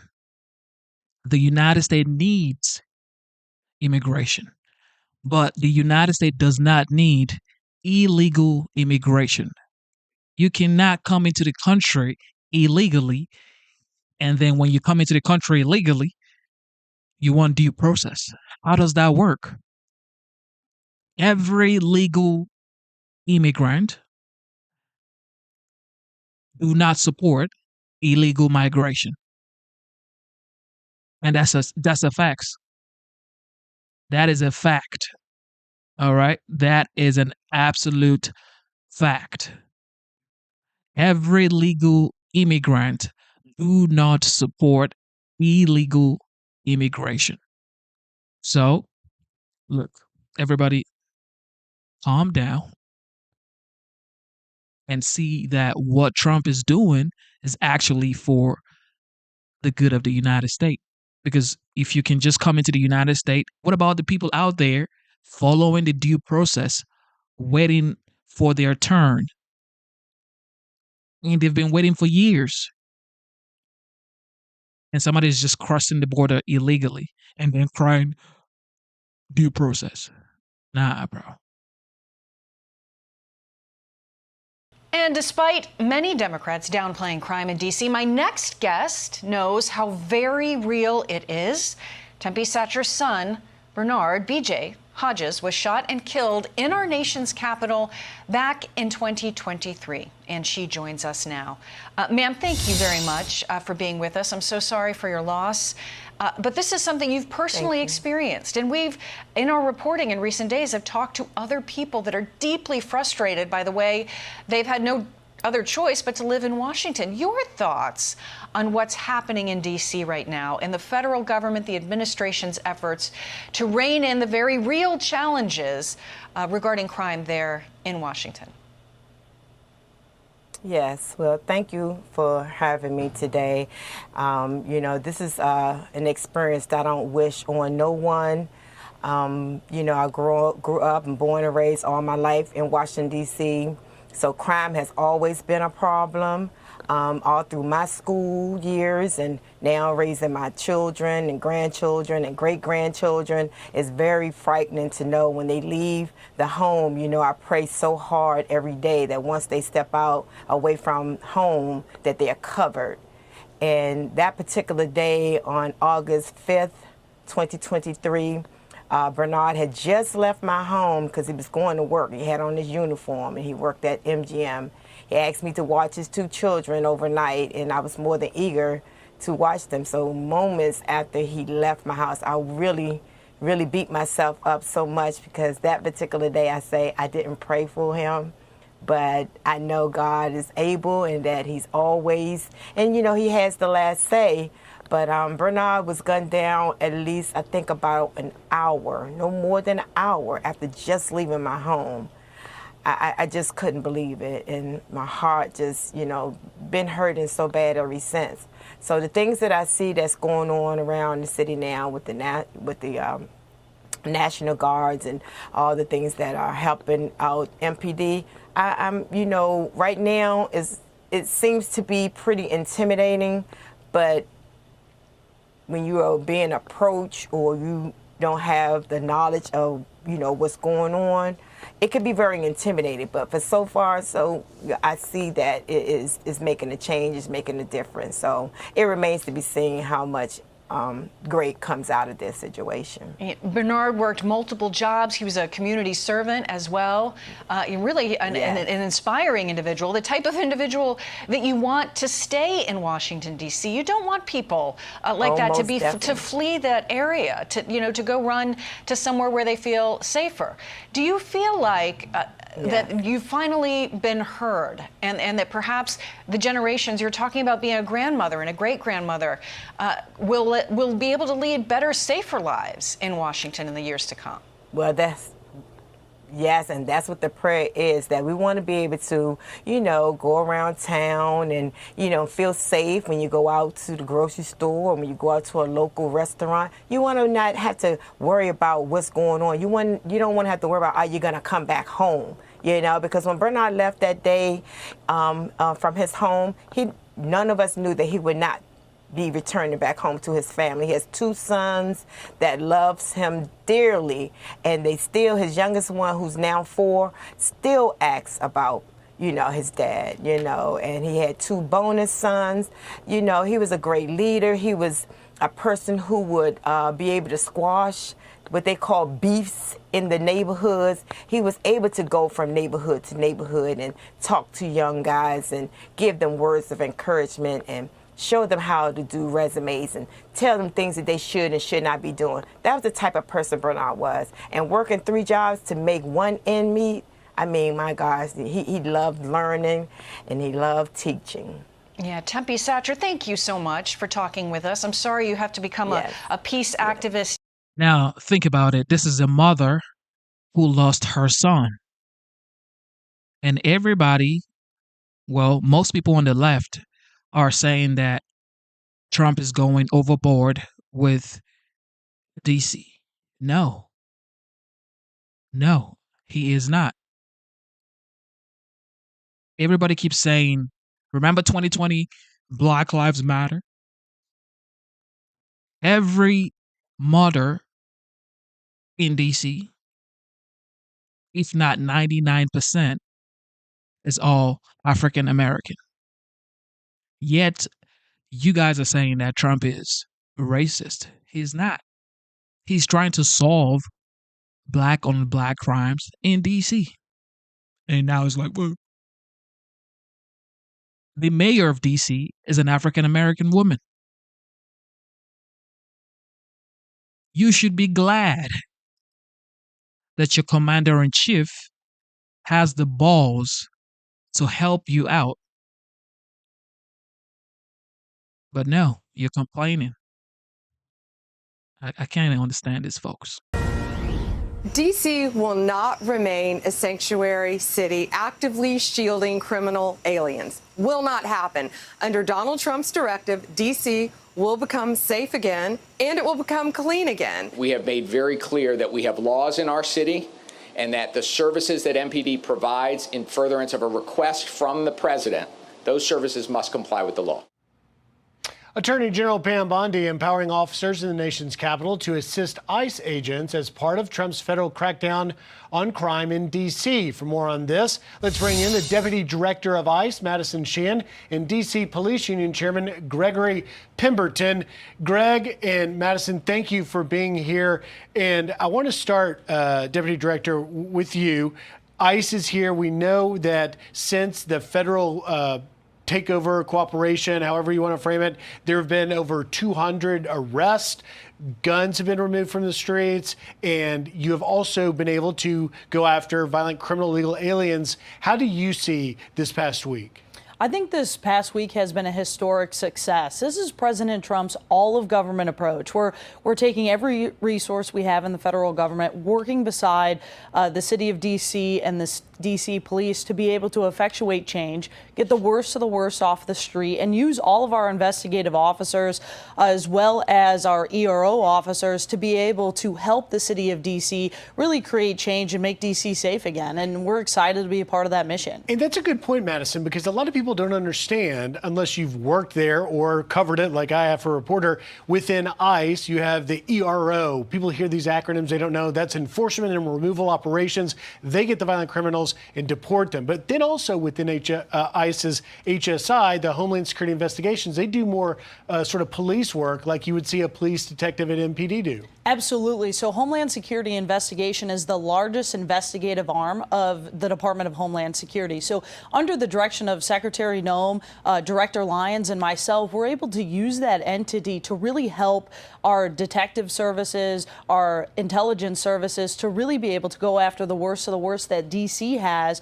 Also, the U.S. citizens that are out there moving some of the drugs that are coming across the border, moving the guns that are coming across the border, allowing us to really tie in the immigration piece as well as the customs piece that makes up ICE. And Greg, I want to ask you, because, you know, this is a case where D.C. seems to have needed this support. Like, how did we get here, and is it working out for your officers on the ground here in D.C.? Yeah, thanks for having me, Griff. And you're absolutely right. What's important to note is how we got here.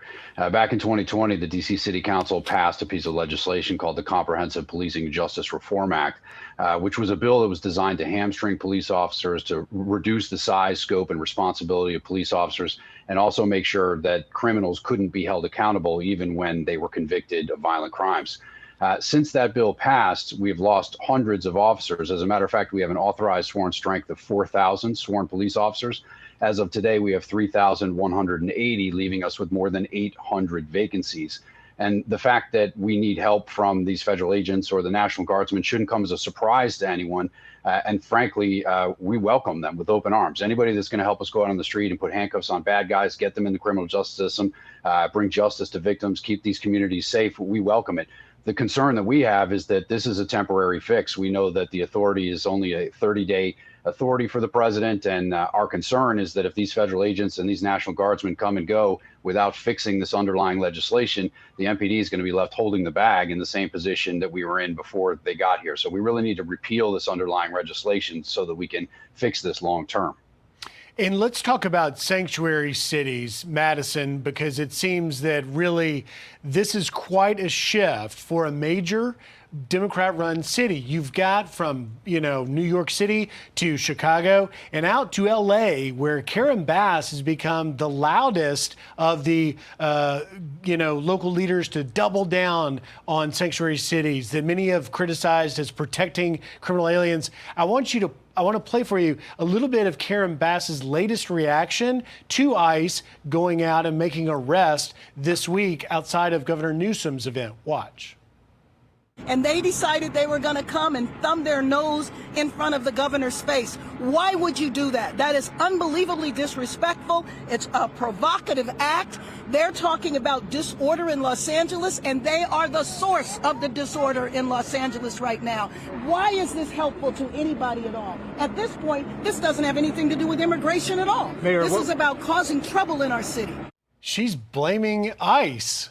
Well, look, all of our enforcement is targeted enforcement. So if we had intelligence to be somewhere that Gavin Newsom was because of the amount of illegal aliens in that area, that has nothing to do with Gavin Newsom. It has to do with the fact that he's allowed these criminals to be set free in sanctuary cities. What we find in sanctuary cities is that oftentimes they're the one who needs ICE's help the most, because the criminals will flock to these sanctuary cities knowing nothing can be done about them, and they can continue to run free, whether it's move drugs through our community, the traffickers, the murderers, the rapists run free in these communities, and the Democrats continue to choose to protect them over the American people. And thanks to President Trump, we're able to go out and work in these sanctuary cities with a full of government approach, and really just historic success in going into sanctuary cities and effectuating change. Greg, how does the MPD view this change, and now the D.C. police officers will help cooperate with ICE?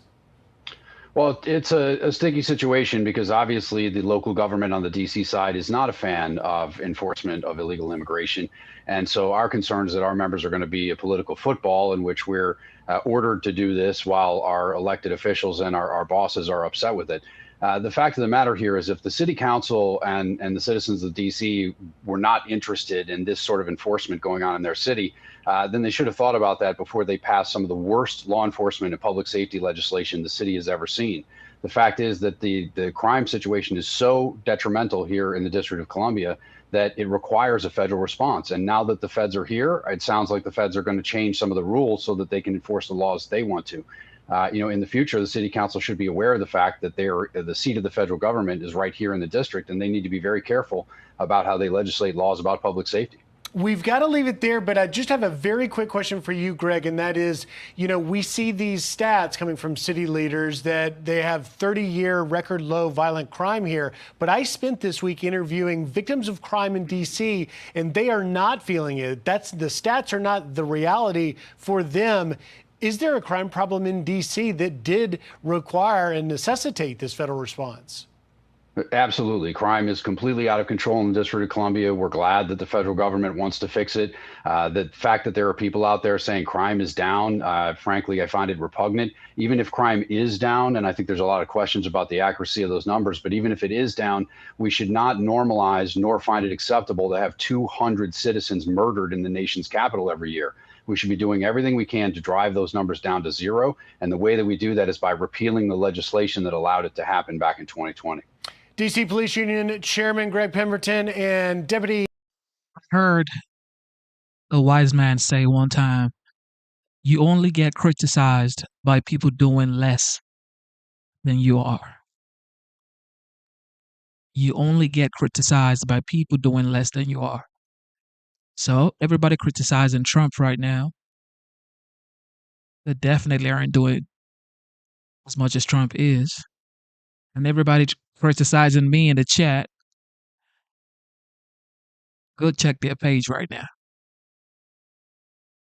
2 subscribers. Let's bring in former U.S. Ambassador to NATO, Kurt Volker. You weren't in the room, Mr. Ambassador, but how do you assess the results of the Trump-Putin meeting in Alaska?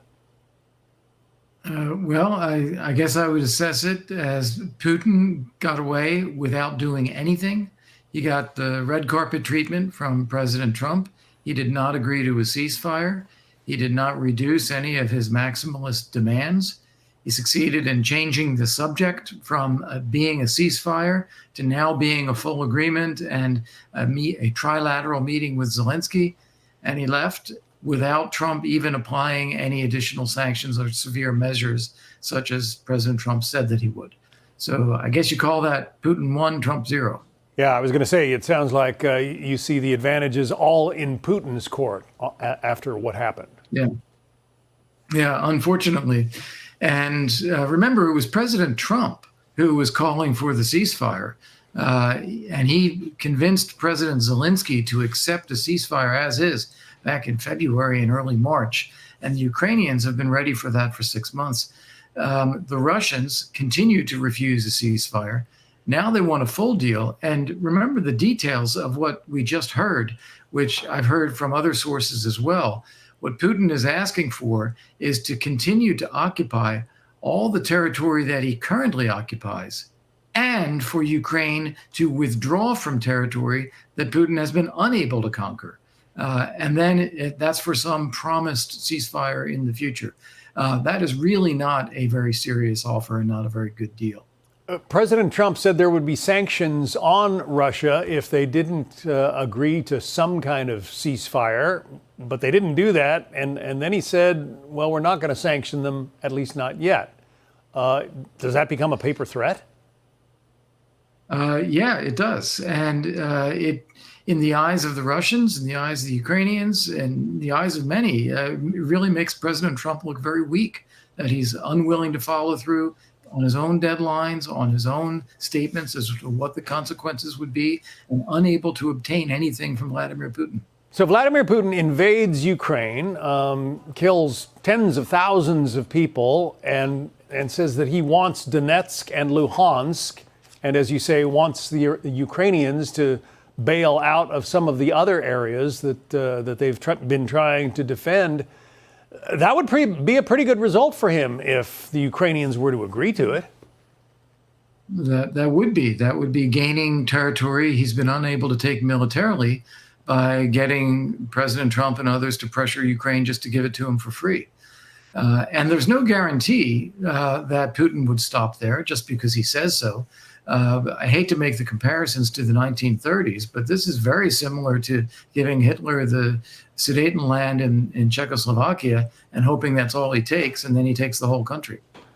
Right. The fact that Putin got to appear on the red carpet, we're seeing him there, got to appear on the red carpet with the U.S. president to his people, that is a sign of what? Stature, sort of an equivalency, I guess you'd say. Yes. Russia back on the world stage, respect for Russia, respect for President Putin, acceptability. And of course, the reason he hasn't been able to do anything like this for years is because he is indicted for war crimes by the International Criminal Court. And that indictment is based on abduction of tens of thousands of Ukrainian children, bringing them back to Russia and brainwashing them into thinking that they're actually Russians and that Ukraine is evil. So this is a pretty horrific crime. It usually qualifies as genocide. And that's why he's under indictment by the ICC. And we obviously are not a signatory. We don't have obligations under the ICC.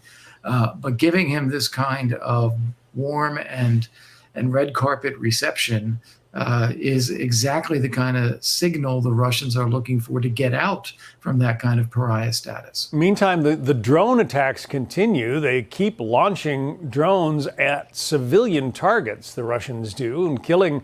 President Trump says he wants the killing to stop, and that's an admirable goal, but the Russians are the ones doing the killing. That's right. There was a very cynical comment that Putin made just before the meeting. He praised President Trump, faint praise, by saying that he is engaged in energetic and sincere efforts to end the war. Well, that's very condescending because he's putting all the blame on Trump and all the burden on Trump to end the war, when Vladimir Putin could end the war with a snap of his fingers. He's facing a lot of economic trouble, though, at home, and he's killed close to 1 million members of his own army. The Russians have to be feeling the impact of all this economically, as well as just from a reproductive standpoint in their country. No, clearly they are. There is a lot of resistance now to conscription in Russia because it's starting to get to the bone, and they've raided the regions around Russia and all the non-Russian ethnic groups, and now it's starting to bite a little bit. So people are concerned about that. Inflation, we don't get reliable numbers from Russia, but good guesses are at least 20%. Interest rates are higher than that. If anyone wants to borrow money for a car or a house or something, there's a labor shortage, there's goods and parts shortages, and the state budget is increasingly dedicated to the military effort. So it's coming at a cost of other state expenditures, and it is in deficit. They are losing money month by month and digging into their reserves. So the smart thing to do would be to keep piling on the pressure on Russia's economy, play this out longer to squeeze that economy, and put on the secondary sanctions that President Trump has talked about, secondary tariffs as well. Try to dry up the flow of oil and gas revenue into the Kremlin budget. That's the kind of thing that would cause Putin to actually end the war. Right now, Putin is just having fun making increasing demands and seeing what he can get people to give him. Former U.S. Ambassador to NATO, Kurt Volker. Mr. Ambassador. All right, here we go. Mark Levin.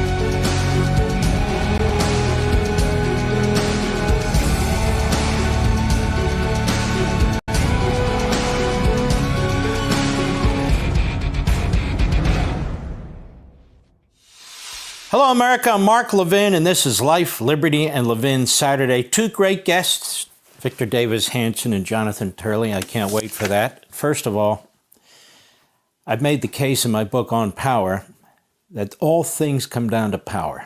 Liberty, rights, tyranny, good and evil.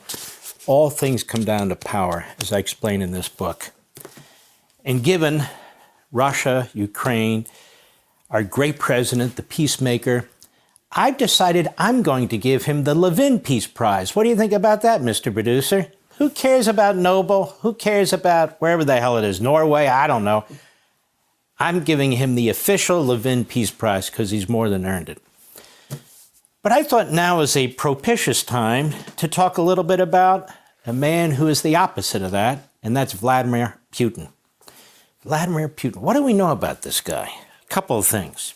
After graduating from Leningrad State University in 1975, he went to law school, you see, because that was the quickest way to be picked up by the KGB. He immediately joined the Soviet intelligence service. He was posted to Dresden in 1985. We looked for East Germans who had plausible reasons to travel abroad and then recruited them to help spy on the West. So he worked with the infamous Stasi in East Germany. And during his time in the KGB, he worked as a case officer. and reached the rank of lieutenant colonel, meaning he was brutal as hell. Mr. Putin was recalled to Leningrad in 1990 as part of the KGB's active reserve, as the Soviet Union was on the verge of collapse. Now, in 1996, he moved to Moscow and started work in the Kremlin, where he was eventually appointed head of Russia's Federal Security Service, FSB, the successor of the KGB, in 1998. He had a meteoric rise, as you can see.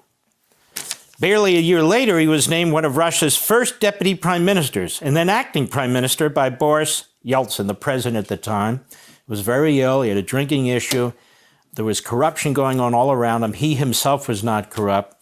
And as the word goes, he was blackmailed. That's the word, that he was blackmailed by, among others, Putin. Get out. We won't charge you for these violations of law, but I want to be the next prime minister or president of Russia. So when President Yeltsin resigned, he was made acting president and officially elected president in March 2000. Now, there's a lot more to say about the man, but I can't spend all day on this, but I want you to have a taste of it. Putin has been, as the BBC reports, in power since 2000, longer than any Kremlin leader since Soviet dictator Joseph Stalin. More than Brezhnev ever was, Khrushchev for sure. He's been in office longer than Joseph Stalin. He's now into his 5th term as president. He's 72 years old. All semblance of opposition to his rule is gone. And there is little to stop him from staying on if he wants until 2036 or beyond. Although he appeared to embrace liberal democratic Russia early on, when the collapse of the Soviet Union occurred, he later described the chaotic collapse of the Soviet Union as the biggest geopolitical catastrophe of the 20th century. And boy, does he want to stay in power. I have a long list, too long to go over. I mean, I would wind up going into Lara Trump show. List of the people who've been assassinated, who've been killed. In fact, the printer was going on so long, I was afraid we'd run out of ink, so I told Mr. Producer, that's enough already. You know, people who just happen to think they're Superman and jump out of the 19th floor of all these high rises, or they happen to stab themselves in the back and shoot themselves in the back of the head, and their family members too, you know, stuff like that. Or they have poison that only the Kremlin knows how to develop. And we're talking about murdering people in Russia, outside of Russia, it doesn't matter. He has no real opposition left. We're talking about journalists. We're talking about opposition party leaders. We're talking about oligarchs who don't give him, you know, what he wants. Gone. Now, according to reports, speaking of this, the dictator owns a fleet of luxury cars, dozens of private jets, palatial mega yachts, including one worth $900 million, an extensive designer wardrobe, and a high-end watch collection worth millions. Many think he's the richest man in the world. Among those, Elon Musk thinks he's the richest man in the world. Experts claim his real estate holdings are in the billions, including a castle-like mansion on the outskirts of Moscow that's twice the size of Buckingham Palace. But his pride enjoys a sprawling billion-dollar estate overlooking the Black Sea. You can see this on the internet.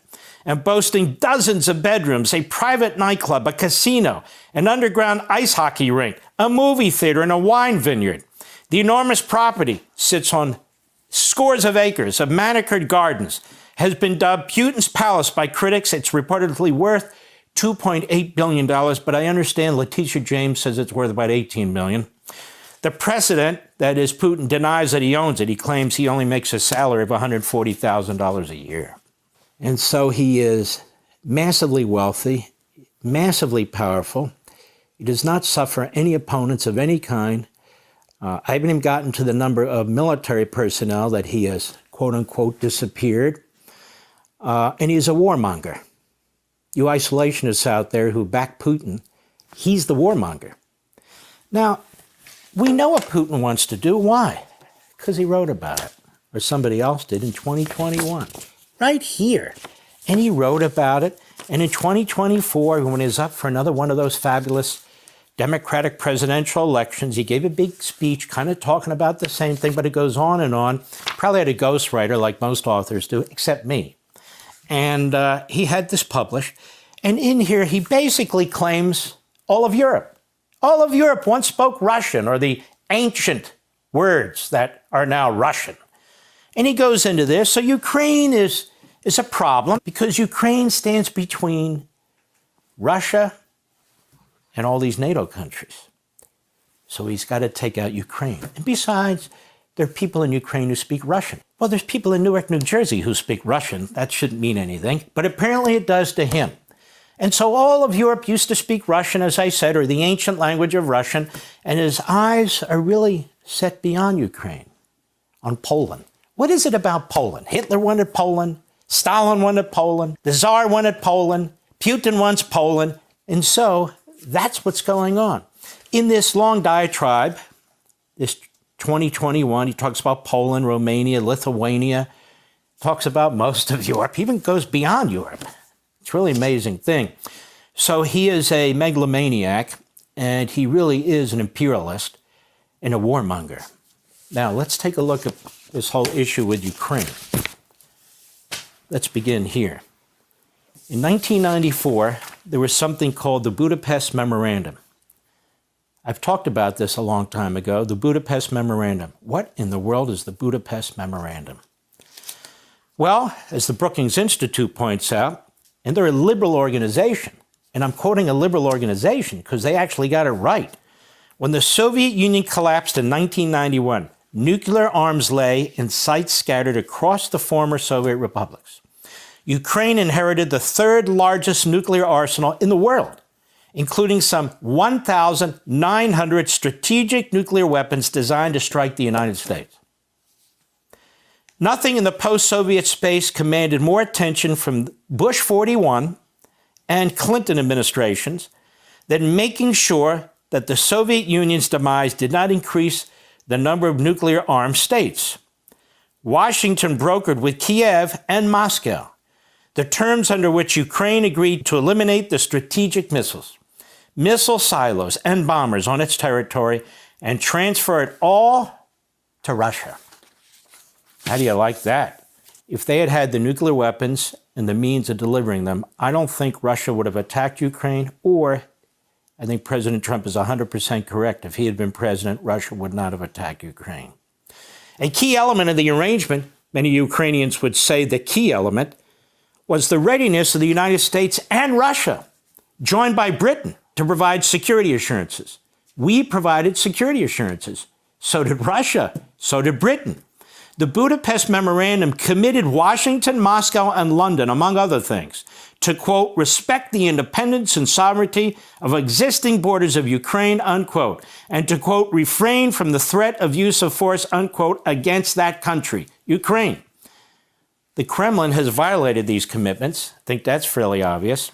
Using soldiers in Russian combat fatigues without identifying insignia, who Mr. Putin later admitted were Russian, Moscow seized Crimea. Russia subsequently encouraged and armed separatists in eastern Ukraine. When the Ukrainian military appeared to gain the upper hand against the separatists, regular Russia army units entered Donetsk and Luhansk to support them. There was the Orange Revolution. Now, what was that? Ukraine was long part of the Soviet Union, but became independent in 1991 with the collapse of the Soviet Union. In 2004, Viktor Yanukovych, a pro-Russian candidate, won the election for president of Ukraine, but the election was known to be fraudulent with Russian interference. This led to what was called the Orange Revolution, massive protests against this Russian puppet president. And that in turn led to another election. This time, pro-Western candidate Viktor Yushchenko won. Putin was furious. He declared this second election a farce. By the way, so the isolationists in our country. That's a farce. Why? Putin says so. Anyway, that's just the beginning of it. In 1991, Georgia became independent from the collapsing Soviet Union and allied with the West. In 2008, South Ossetia, part of Georgia, was trying to break away from Georgia. Russia sent troops into support of the rebels. A war broke out between Russia and Georgia, which, of course, Russia won. The result, South Ossetia was recognized as its own country. There was no pushback from the international community. Putin took note of that. Then we have Crimea. Putin was emboldened. Now remember, this Ukrainian president who was said to be pro-West, well, suddenly he kind of switched sides. People think he was bought off. He was poised to sign an agreement with the European Union, formalizing an alliance with Europe, not NATO, with the EU. But he got cold feet and he backed out all of a sudden. Well, the public was furious. Remember? There was a second election. They just elected this guy because he was anti-Russia and pro-West. Well, the public was angry. The guy had reversed course. So he was ousted as president and he fled to Russia. So in 2014, Putin invaded Crimea, which is Ukrainian territory, and then he annexed it. It is strategically important. It essentially sits in the Black Sea. Again, there was no effective pushback by the international community. So he's taking parts of Ukraine. He's involved in their election. He's taking now Crimea. He takes part of Georgia. And he said, hey, nobody's pushing back, man. I can keep moving. And then we have a full-scale invasion of Ukraine in 2022. Putin launched a massive full-scale military invasion, as you know, into Ukraine, declaring it a special military operation. He claimed Ukraine was controlled by neo-Nazis who were threatening Russia. He claimed that he was coming to the defense of the Russian population in eastern Ukraine. This time, of course, there was worldwide condemnation. Now, our president, the great president, Donald Trump, he talks frequently about the casualties there. The Center for Strategic and International Studies has done better than most in trying to figure out the number. This is unbelievable. But since January 2024, Russia has lost roughly 1,149 armored fighting vehicles, almost 3,100 infantry fighting vehicles, 300 self-propelled artillery.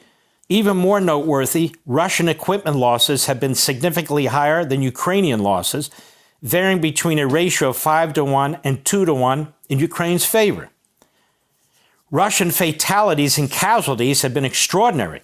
Russia will likely hit the 1 million casualty mark in the summer of 2025, and they have. Over 1 million casualties. A stunning and grisly milestone. Overall, a high of 250,000 Russian soldiers have died in Ukraine, with over 950,000 total Russian casualties, a sign of Putin's blatant disregard for his soldiers. To put these numbers into historical perspective, Russia has suffered roughly 5 times as many fatalities in Ukraine as in all Russian and Soviet wars combined between the end of World War II and the start of the full-scale invasion in February 2022. And again, I'm not even counting another 7 months. In addition, Russian fatalities in Ukraine in just over 3 years are 15 times larger than the Soviet Union's decade-long war in Afghanistan, 10 times larger than Russia's 13 years war in Chechnya. Ukrainian fatality rates are also high, at between 60,000 and 100,000 Ukrainian soldiers killed, far more Russians, with a total of 400,000 casualties, which include both killed and wounded. So you're talking about in the neighborhood of 1.5 million deaths and casualties between the Russians and the Ukrainians. That is astonishing. Astonishing. One of the reasons this needs to stop is not only because of the carnage that's taking place here, but because Putin has said, Ukraine is just the beginning. Now, it's not American neocons saying that, or warmongers, or Jews. No, it's Putin. He says it. He wrote it. He says it a lot. You know, ladies and gentlemen, sometimes we had to listen to these people like Hamas. We had to listen to them like Iran. We had to listen to them like North Korea, like Communist China, like Putin and Russia. Not because we like what they say, not because it's music to our ears, but they don't hide it. We want to destroy the West. We want to destroy the United States. We want to invade Taiwan. We want to destroy the Jews in Israel. They mean what they say. They mean what they say. And we ought to pay attention to it. Anyway, Putin is doing what he's doing. Donald Trump is dealing with it as effectively, more effectively, certainly, than any president of the United States could or any leader of the world could. That gives me a lot of solace, as a matter of fact. And don't forget this whole idea that I talk about, this power. You see Putin, you see Xi, you see Un in North Korea, you see Iran, you see Hamas, you see all of this. It is important to understand what we're talking about here in terms of power. And it's also important to understand what we're talking about in our own country with the rise of the Marxist Islamists, with the rise of the metastasizing anti-Semitism. It all comes down to power. Positive, good power, bad, negative power. And we really need to comprehend this as a free people in order to protect ourselves from negative power and push back and promote positive power. We'll be right back. Mark Levin for sure. OG. Well read, vast in these types of topics. All right, here we go.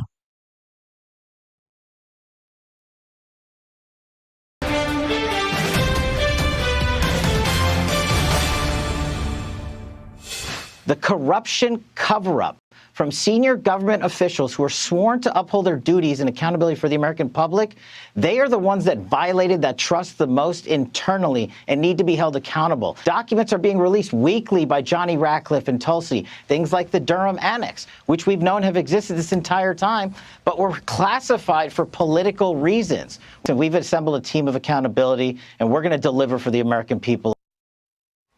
FBI Director Kash Patel is urging congressional committees to publicly release documents related to the Durham Annex, which could prove to be the smoking gun in the Russia hoax. Hello, everyone, and welcome. I'm Anita Vogel, along with Lydia Hu, Jason Chaffetz, and Kevin Corke, and this is the Big Weekend Show. Troves of documents have been declassified showing how top Obama intel officials violated standards and pressured lower-ranking officials to accept the narrative that Putin helped Trump win the 2016 election. But the declassified annex to the Durham report reveals the origins of this narrative may lie in the Clinton campaign. Emails allegedly from a George Soros-connected official describe how Hillary Clinton signed off on a plan to connect Trump with Russia, while implying the FBI would later add credibility to this claim. Joining us now for our big close-up tonight is former White House Chief of Staff Mark Meadows. He is also a senior partner at the Conservative Partnership Institute. Mark, it's great to have you with us tonight. I want to start with this Durham Annex. What new information could be released? What can you tell us? Well, Anita, obviously, Durham had a huge investigation that took many months. Many of us thought that it took a lot longer than it should have.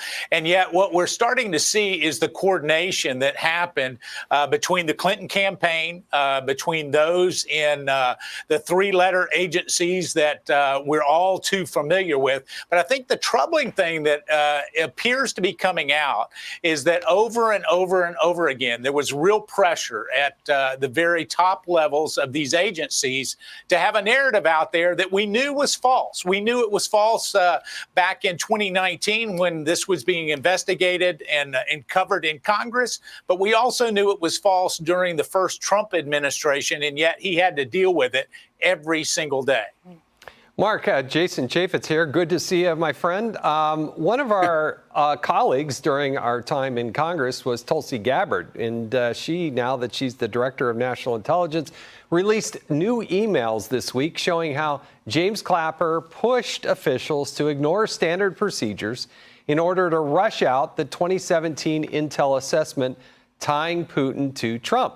Then Director of the NSA, Mike Rogers, emailed Clapper in December of 2016 saying his team raised concerns because they weren't given sufficient access in time to review the underlying intelligence.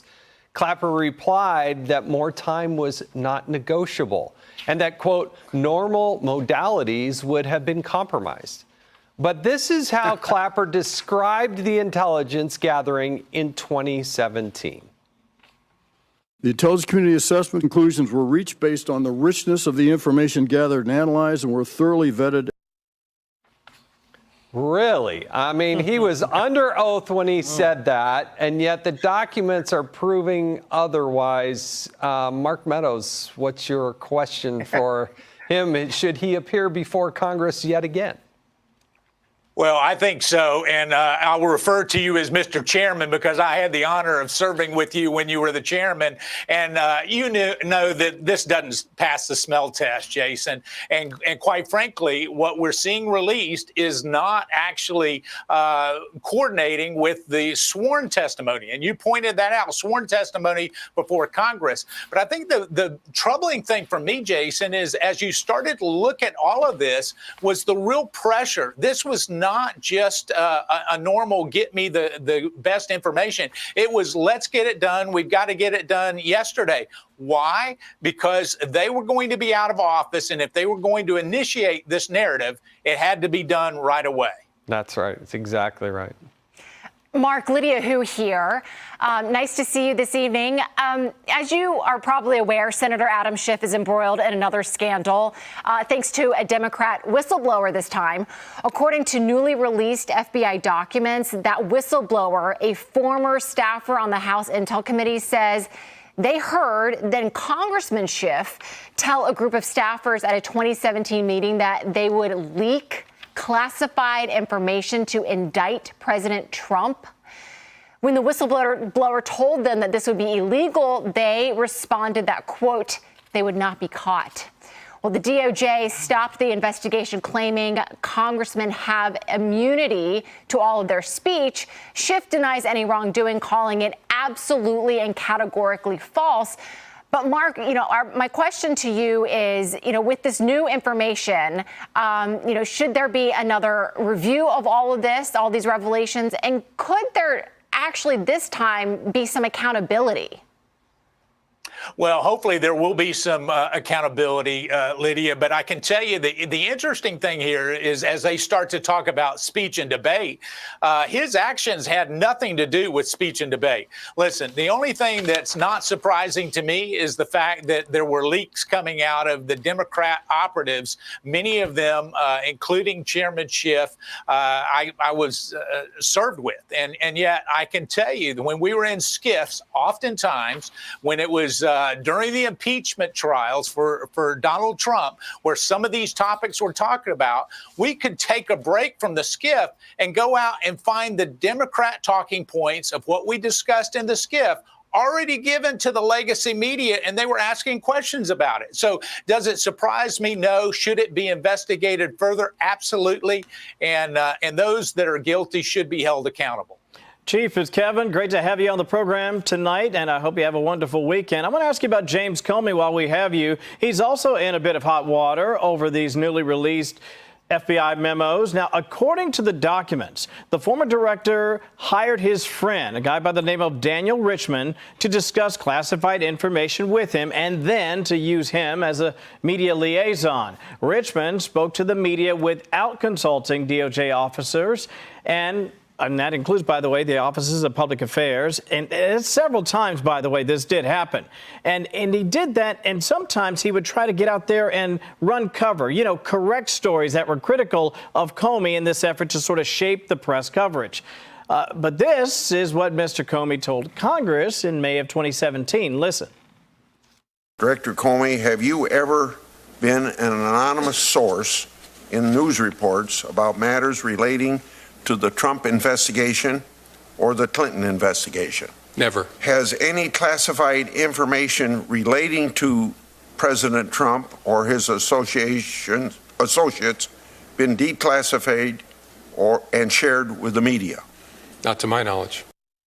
Oh, boy. Well, that was then. This is now. So, Chief, I'm wondering, how likely do you think it might be that a court could find that Comey did leak classified information to the press? Well, I can't really speak to that as much, Kevin, but what I can opine on is this name that you heard, that you mentioned, is not the first time that we've heard this name. In fact, I believe he was classified as a special government employee at one time. But what we also know is that wherever Director Comey went, there was a plethora of reporters that seemed to have unbelievable information and insight into what was going on in the FBI and DOJ. And so I think, if you start looking at the sources that were feeding the information to the press, well beyond James Comey, I think you'll start to see really the breadcrumbs that lead back to an FBI that was politicized against Donald Trump. All right, Mark Meadows, thank you so much for joining us tonight and answering all of our questions. We really appreciate it. Have a great weekend. Great to be with you. Take care. God bless. Thank you. You too. Thanks. You know, Jason, this is now 8 years ago, and I believe you were in Congress at the time, right? And it feels like just now, after 8 years, the American public is finally getting the details of possibly what was going on. And, you know, I've heard a lot of people say, oh, you know what? We should just move on. It's in the past. We should move on. But we can't move on because if we don't find out what happened, it could happen again. Yeah, we're finding out that it's worse than ever. And thanks to Donald Trump. Donald Trump has taken the initiative to open this up. And if it weren't for Attorney General Pam Bondi, Kash Patel, and others, this would have been covered up even more. One thing I want to add to what Mark Meadows said, because he was spot on. He was exactly right. But let's also remember the Inspector General, Michael Horowitz, for the Department of Justice, they made a criminal referral to the DOJ to prosecute several people within the FBI, one of which was accused. The accusation was that he was sharing information, trading that information for dinners and other sorts of favors, and they wanted to prosecute him, and the Department of Justice said, no, they're not going to do that. That happened multiple times, but specifically on the leaking of information and giving information inappropriately in exchange for gifts. Right. And yet they still didn't prosecute him. So I'm glad Donald Trump's on it now. They've got a long ways to go. And by the way, there's no reason why the Department of Justice can't just release this information. They don't have to rely on Congress to do it. They gave it to Congress, and now they're encouraging Congress to release it. But DOJ, you can release it. Yeah. Absolutely. You know, some of these people, Jim Comey, James Clapper, they were under oath making these statements, right? So, Lydia, what do you think about consequences for people? Are people going to be held accountable? And do you see anybody facing any jail time here? You know, it kind of goes back to just like a basic principle of us as parents, just kind of tell our kids, you got to tell the truth. You got to tell the truth all the time. And it's really disappointing when you hear allegations that I mean, we just saw it right before our eyes, it's situations where it seemed like, I'm not sure that person was telling the truth under oath, which we all know is a perjury. Right. So it seems like there should be some real questions on just like basic truth telling in Congress. You know, I did ask Mr. Meadows there about, you know, accountability, because it does feel like for so many years we've heard this steady drip, drip, drip of information. And you're right, we're just now finally getting, you know, peeling back the layers, and, you know, maybe there can be some accountability. But until we actually see that happening, I just kind of think that some of us will always feel like, where is this going? Yeah. When are we going to get there? And I don't know. I just think that the time is now to try to really hold some people to account. Just real quickly, I do think Congress, particularly Senator or Chairman Grassley, will call those same cast of characters up under oath, and it'll be fascinating. Do they plead the fifth this time, or do they answer the questions? And they're going to play back the tape of how they answered them previously. Wow. And can I add one other thing to that, too, is that, you know, just to think about the possible larger consequences of all the things that we've saw unfold over in the past Trump administration, particularly with Senator Adam Schiff and the whole Russiagate, the Russia hoax thing. You know, President Trump acknowledged that yesterday when he was speaking side by side with, you know, Russian President Vladimir Putin, saying, you know, I don't want to misquote him, but it was pointing to that hoax and saying perhaps our relationship would have been different. And you have to wonder how world events could have been steered otherwise if the whole Russiagate thing had not happened. It is so true. And to that point, you know, all we heard about for 4 years and more than that was Russia, Russia, Russia. Those were the talking points of every Democratic politician out there. And so, Kevin, you've covered Washington for so long. If all of these things are true and these things happened, just characterize the level of scandal that this is. I mean, it seems to be much bigger than a Watergate. It is a political earthquake, the likes of which this country has never seen. And while I agree with Lydia, I am of the camp that believes nothing big will likely happen. There'll be hearings, there'll be some accusations, maybe even some charges, but will someone actually go to jail, pay the ultimate price? Probably not. But here's what's different. Kash Patel, Dan Bongino, Pam Bondi, these people are very serious. They're very methodical. It'll take time, but I think finally, sometime in the next couple of years, people will be held accountable, and I think that's good for the country because, as you said, if you don't do something now, it very well could happen again. I mean, it really could. Yeah. You know, it really could. All right, moving on now. All right, here we go. Judge Jeanine. And in the fight to reclaim our nation's capital, the U.S. Attorney for the District of Columbia, Jeanine Pirro, is stepping up. I'm sure it's no surprise to any of you that within just 2 weeks of her Senate confirmation, she's already taking action, pushing to lower the age of criminal responsibility, dismantle violent youth crime crews, and use the full weight of federal law to bring order back to our streets. And despite her busy schedule, we sat down to discuss top priorities, the president's plan, and how together they're working to make America safe again. Jeanine Pirro, congratulations on your official Senate confirmation as U.S. Attorney here in D.C. There's so much to talk about. We saw earlier this week that the president announced that he is federalizing the police force here in Washington, D.C. We've already seen a lot of movement on that front over the course of this past week. So talk about why this was necessary and why this was so important to this president in particular. He wants to make D.C. safe and beautiful. And part of my appointment here by the president was to follow through on that initiative. And the federalization of the Metropolitan PD is something that I think is a great thing. And the agenda is very clear. We want to make D.C. safe again. And make no mistake, this is a city where there is a lot of crime. You know, whether you want to say it's up or down, I don't care. There's too much crime. This is not something where, you know, anyone's rights are being violated, rights are being protected, because the first order of government is the protection of its people. We're supposed to be that shining city on the hill. We should be safe and beautiful. Well, part of the major issue here is juvenile crime. So you guys are talking about making the age requirements to charge someone as an adult even lower, or hold them accountable at least. That is an important step in order to clean up the city and make sure we get criminals off the streets. When I came here, it didn't take long to realize that there is an enormous amount of crime going on in this city, which is not being prosecuted.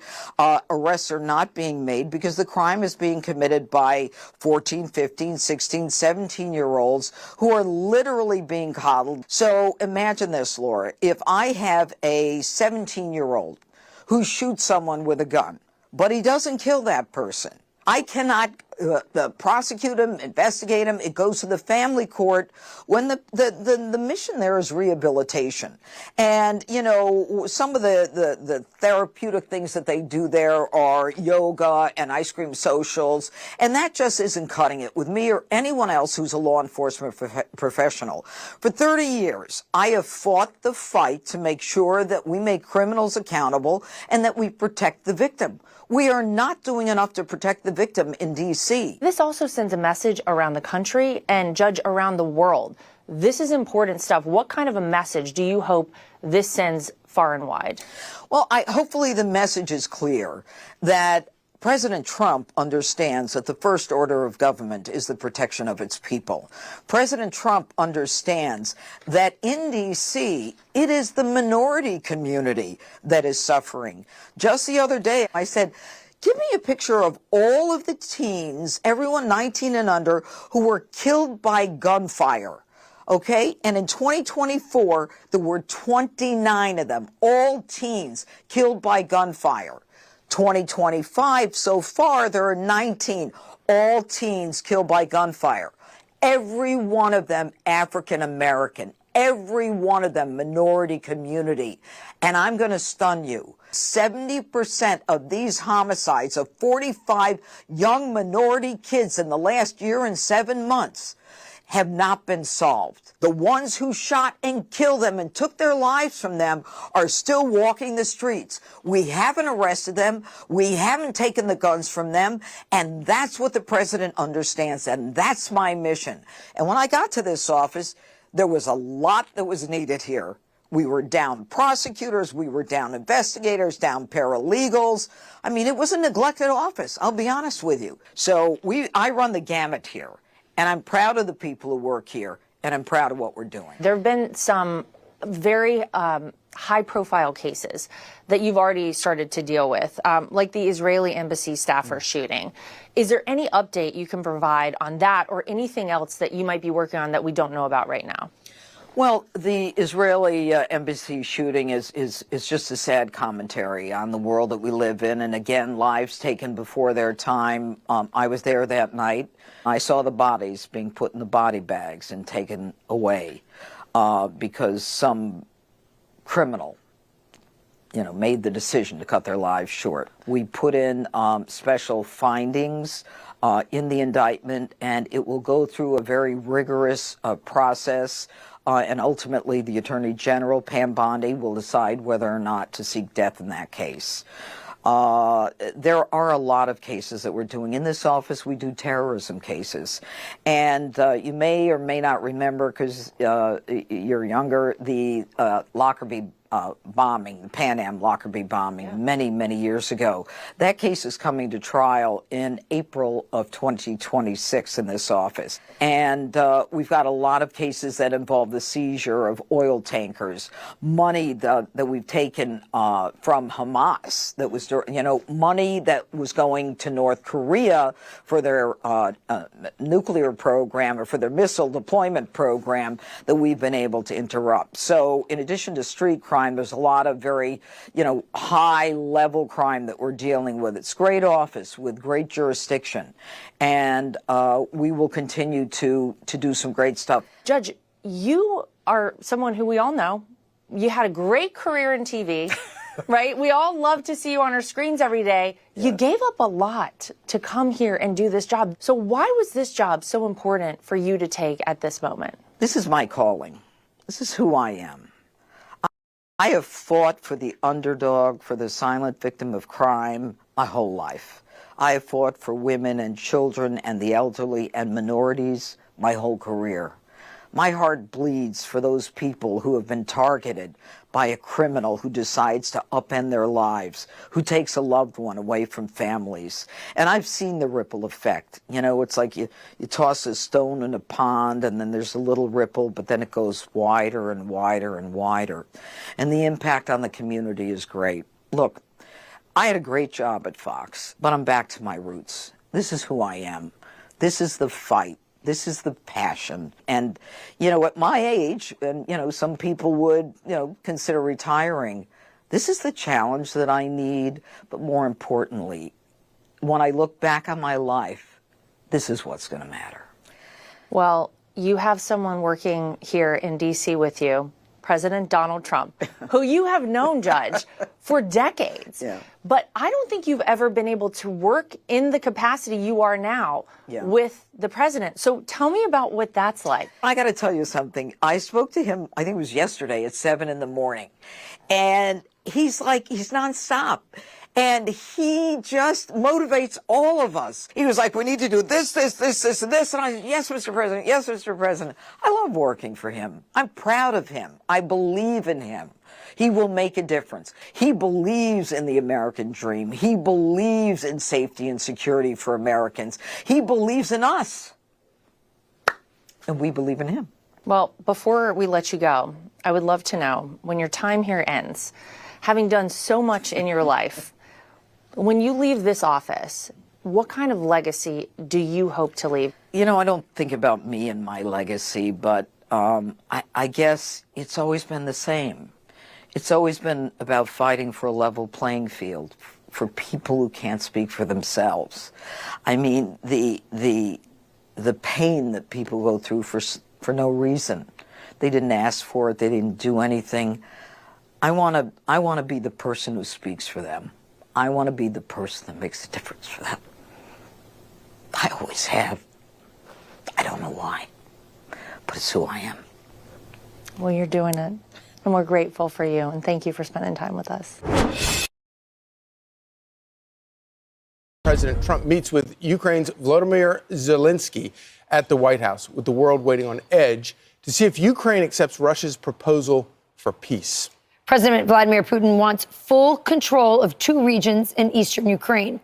In exchange, Putin says he'll freeze the front line elsewhere, as long as the U.S. recognizes the land captured by Moscow. President Trump briefed Zelensky on Russia's offer while speaking on the phone on the way back from his summit with Putin in Alaska. Reports show it was a difficult call, as Zelensky has previously rejected giving up the territory, but the commander-in-chief making it clear that a peace deal needs to be made over a ceasefire. And Zelensky seemingly agrees, posting in part, the positions are clear.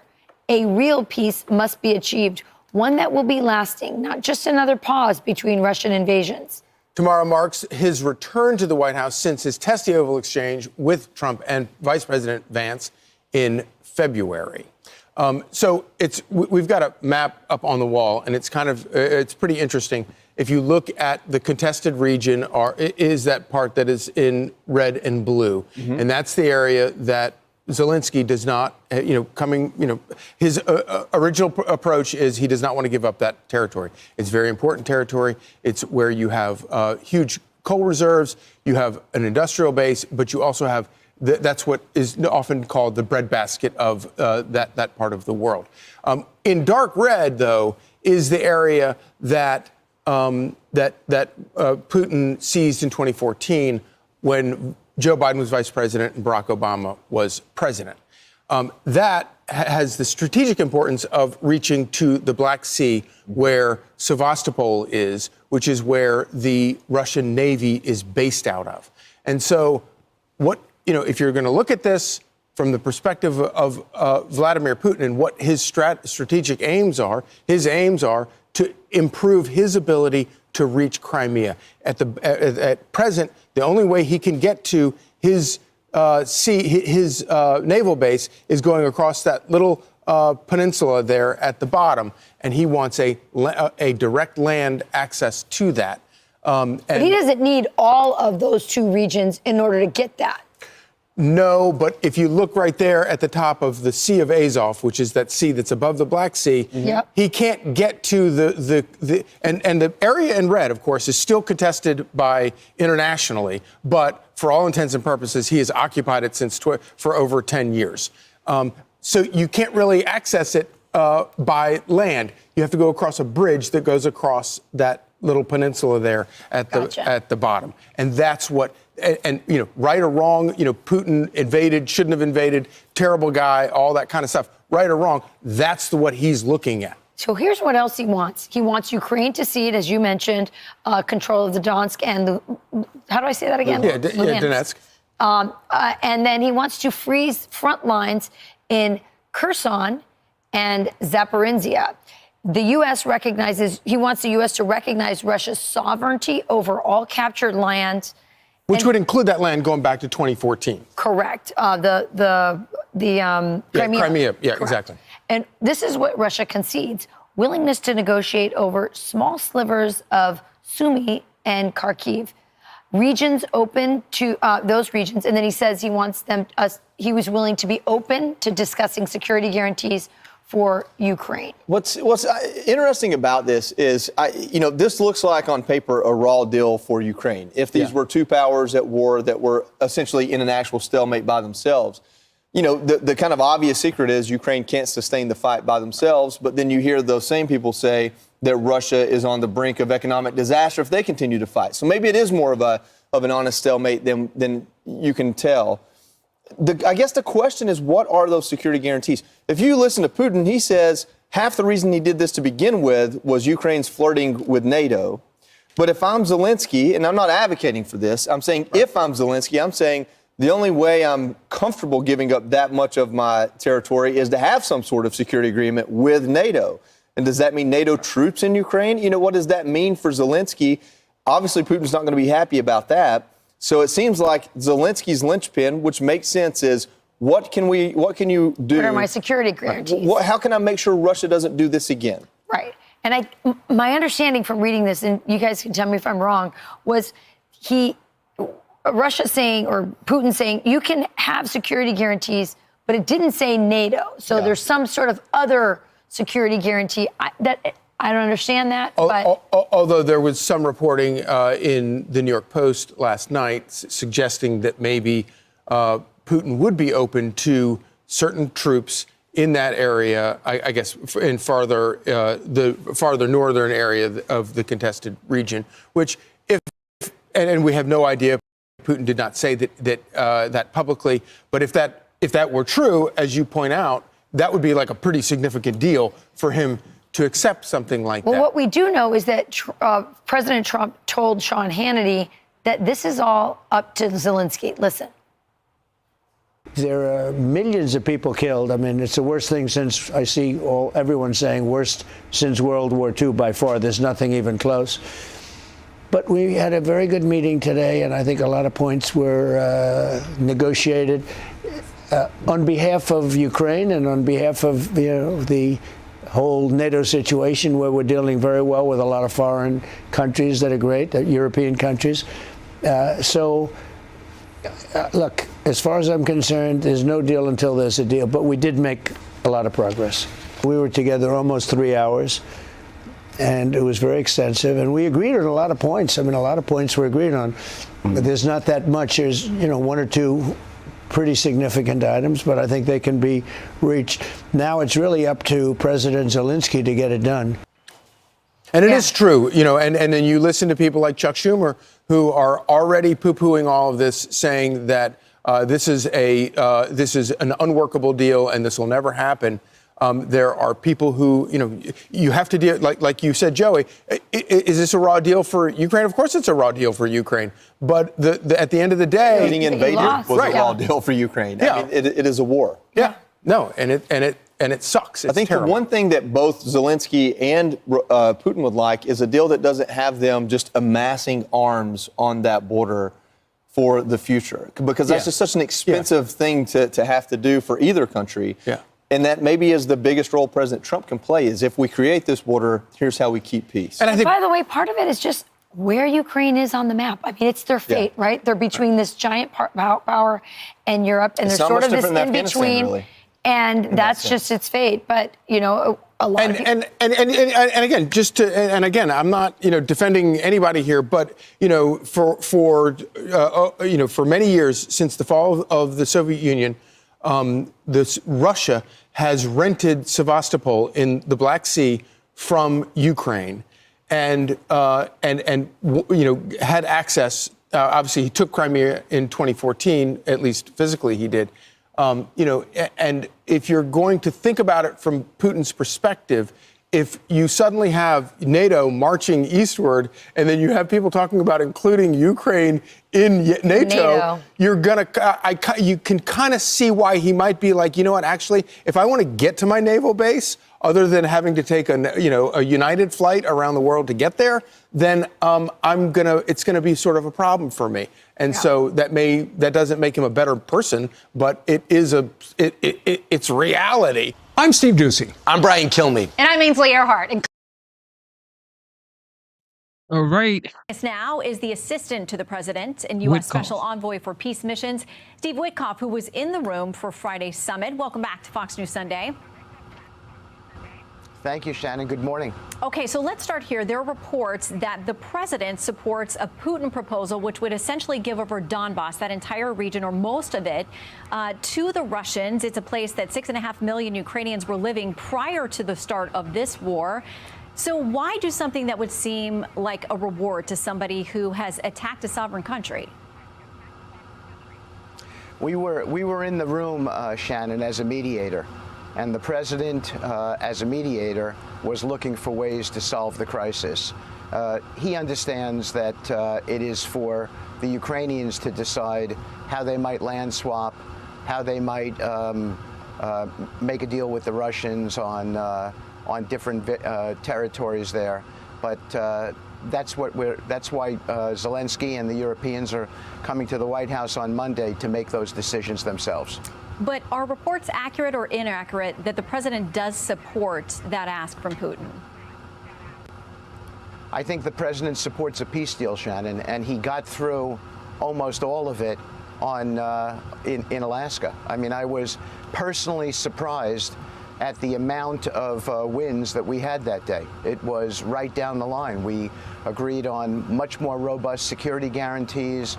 The Russians agreed on enshrining legislatively language that would prevent them from, or they would attest to not attempting to take any more land from Ukraine after a peace deal, where they would attest to not violating any European borders. So we got through quite a bit, and there's a whole lot more.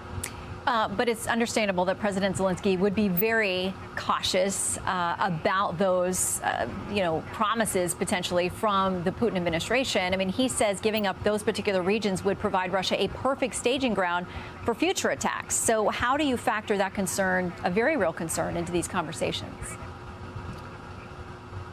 Look, he's a strong president for his country, and we were on the phone with President Zelensky moments after the Alaska summit ended, and I can tell you that I spoke to him personally, gave him my view. The president obviously was making the presentation, and everybody recognized on that telephone call, and there were various European leaders, how much progress we had made in demonstrating that the Russian Federation was going to make significant accommodations well beyond what we thought before that summit started. So it was absolutely acknowledged as a win. Now, that being said, there are details. That's what happens in a negotiation. You try to move one side towards the middle, then you try to move the other side towards the middle. The president achieved that, certainly in my view and in the view of many others as well, but I was sitting right there. The president achieved that beyond what everyone's expectations were. And now we're immediately moving to a meeting with the Ukrainians, with the Europeans, and hopefully we can narrow the issues down even further and get ourselves well along the way towards the codification of a peace deal.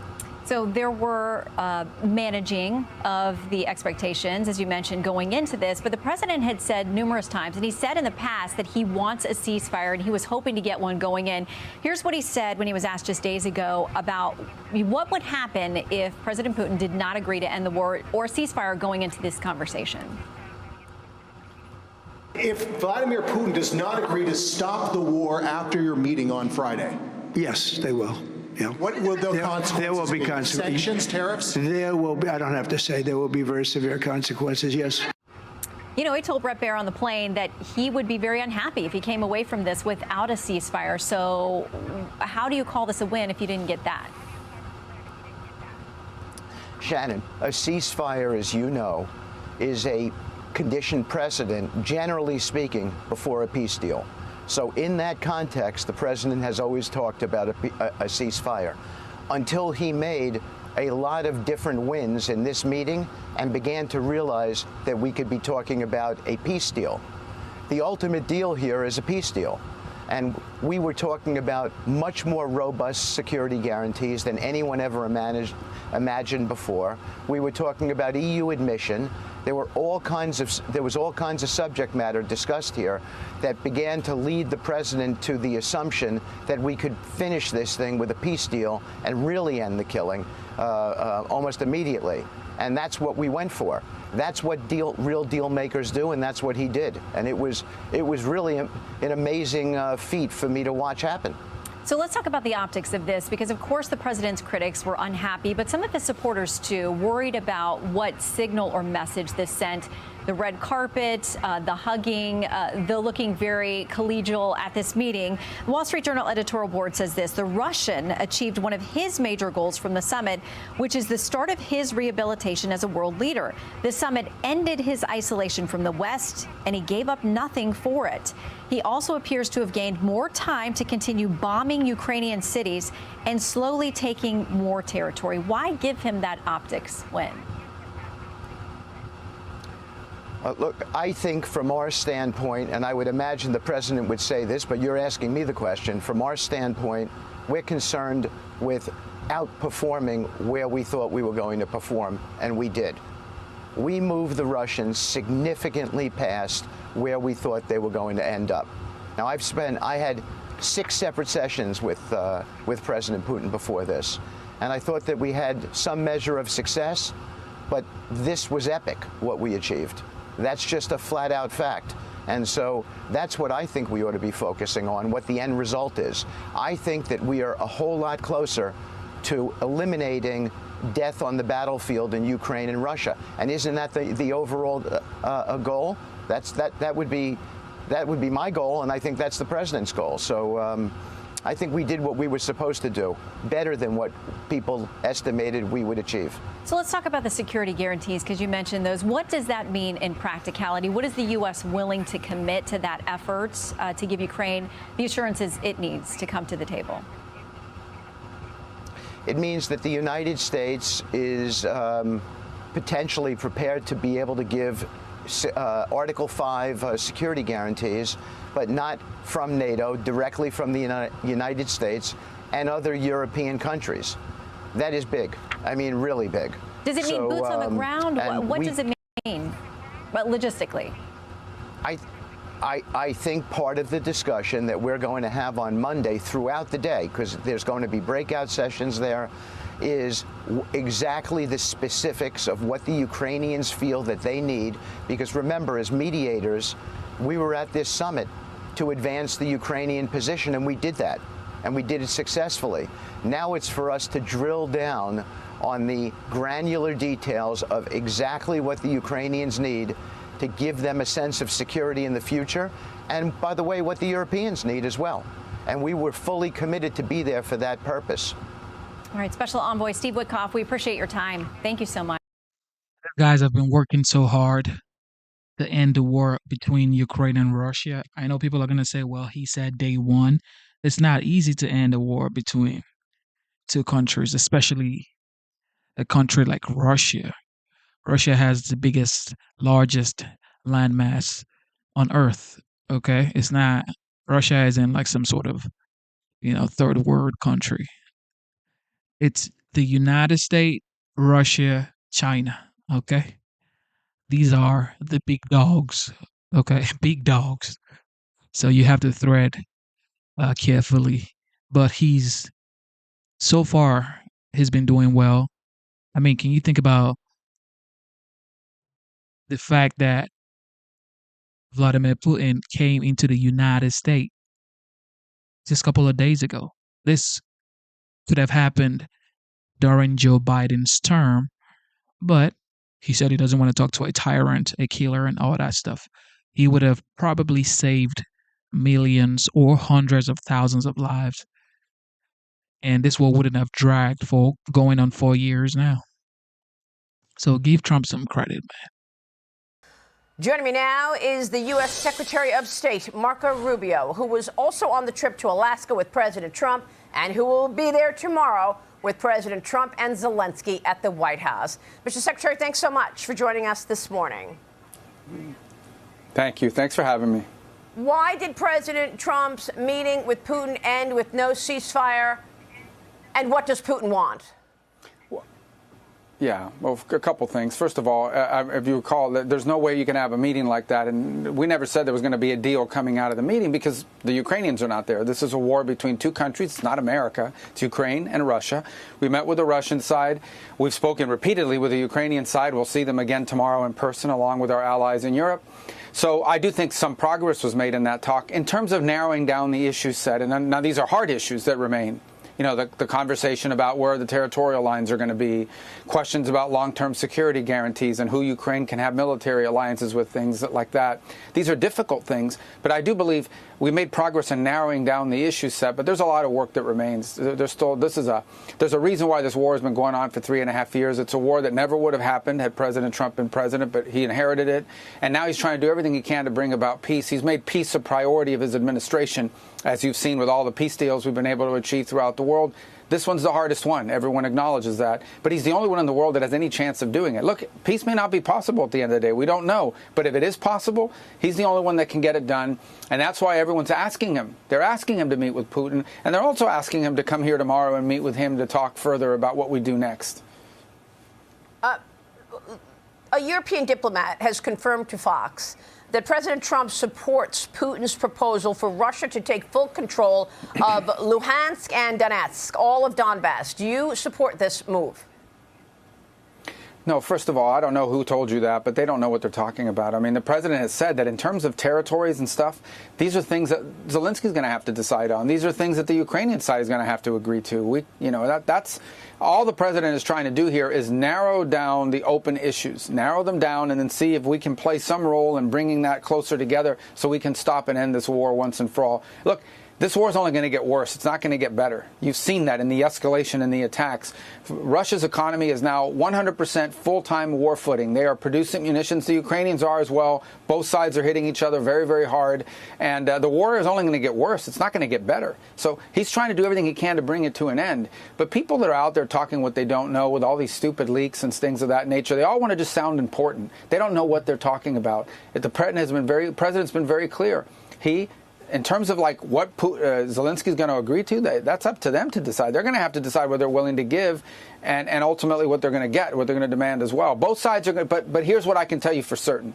You can't have a peace deal between two warring factions unless both sides agree to give up something and both sides agree that the other side gets something. Right? Otherwise, if one side gets everything they want, that's not a peace deal. It's called surrender. And I don't think this is a war that's going to end anytime soon on the basis of surrender. So this is tough stuff. I mean, it's difficult to bring these two sides together. We made some progress, we believe, and now we'll have to follow up on that progress. And ultimately, where this should lead is to a meeting between the three leaders, between Zelensky, Putin, and President Trump, where we could finalize it. But we got to get this thing closer before we get to that point. What does Europe want, Secretary? Well, look, I think the role that Europe can play ultimately in the long term is on security guarantees that Ukraine has been talking about. They should play a key element in that regard. And I also think that Europeans are very helpful being in the room sometimes and sort of giving ideas about, what accommodations can be made and what flexibility the Ukrainian side could have. So that's the role that they've played up to this point. The president invited them to come here. He told President Zelensky to come on Monday and bring European leaders that he chose to bring with him. So there's a handful of heads of state that will be here as well tomorrow at the invitation of the president to see if we can make some progress on some of these points. The president spoke to many of these leaders on the airplane. I think it was 2 o'clock in the morning our time. It was probably 8 o'clock or 9 o'clock in the morning their time on our way back from Alaska. And and then yesterday I had a call with all the national security advisors of the different countries. So we've got a work agenda ahead of us over the next few days, and we've been talking about these things now for a while as well. So because we also talked to them before, we had multiple meetings and conversations with them leading up to the events in Alaska. So they can play a very constructive role here. But ultimately, only President Trump, if a peace deal is possible, he's the only one that can bring it about. Is Europe still buying Russian oil? Well, if you look at the oil that's going to China and being refined, a lot of that is then being sold back into Europe. Europe's also buying natural gas still. Now, there are countries trying to wean themselves off of it. But there's more Europe can do with regards to their own sanctions. If they always talk about sanctions, and they've got a sanctions package coming out as well. But an additional sanctions package supposedly coming out soon. So, but for us, I think the most important role that Europe can play here is to have a constructive role in building up those security guarantees that will allow Ukraine the potential flexibility to make a deal on the rest of the issues that are at stake. Well, I mean, wouldn't that be a major lever to pull, to put sanctions on Europe or punish Europe for continuing to buy oil and gas from Russia? Is that something on the table? Well, I don't know about on Europe directly, obviously, but certainly there are implications to secondary sanctions. If you put secondary sanctions on a country, let's say you were to go after the oil sales of Russian oil to China. Well, China just refines that oil. That oil is then sold into the global marketplace, and anyone who's buying that oil would be paying more for it, or if it doesn't exist, would have to find an alternative source for it. So we have heard, when you talk about the Senate bill that was being proposed where there's 100% tariffs on China and India, we did hear from a number of European countries, not in press releases, but we heard from them some concern about what that could mean. But look, I don't want to get into a tit for tat with the Europeans on this. I think they can play a very constructive role here in helping us get to that point. But and the president has kept them in the loop. The first call the president made as soon as the meeting with Putin was over was to the Secretary General of NATO, Mark Rutte, who will be there tomorrow as well. We've been in touch with them over and over again with regards to this process.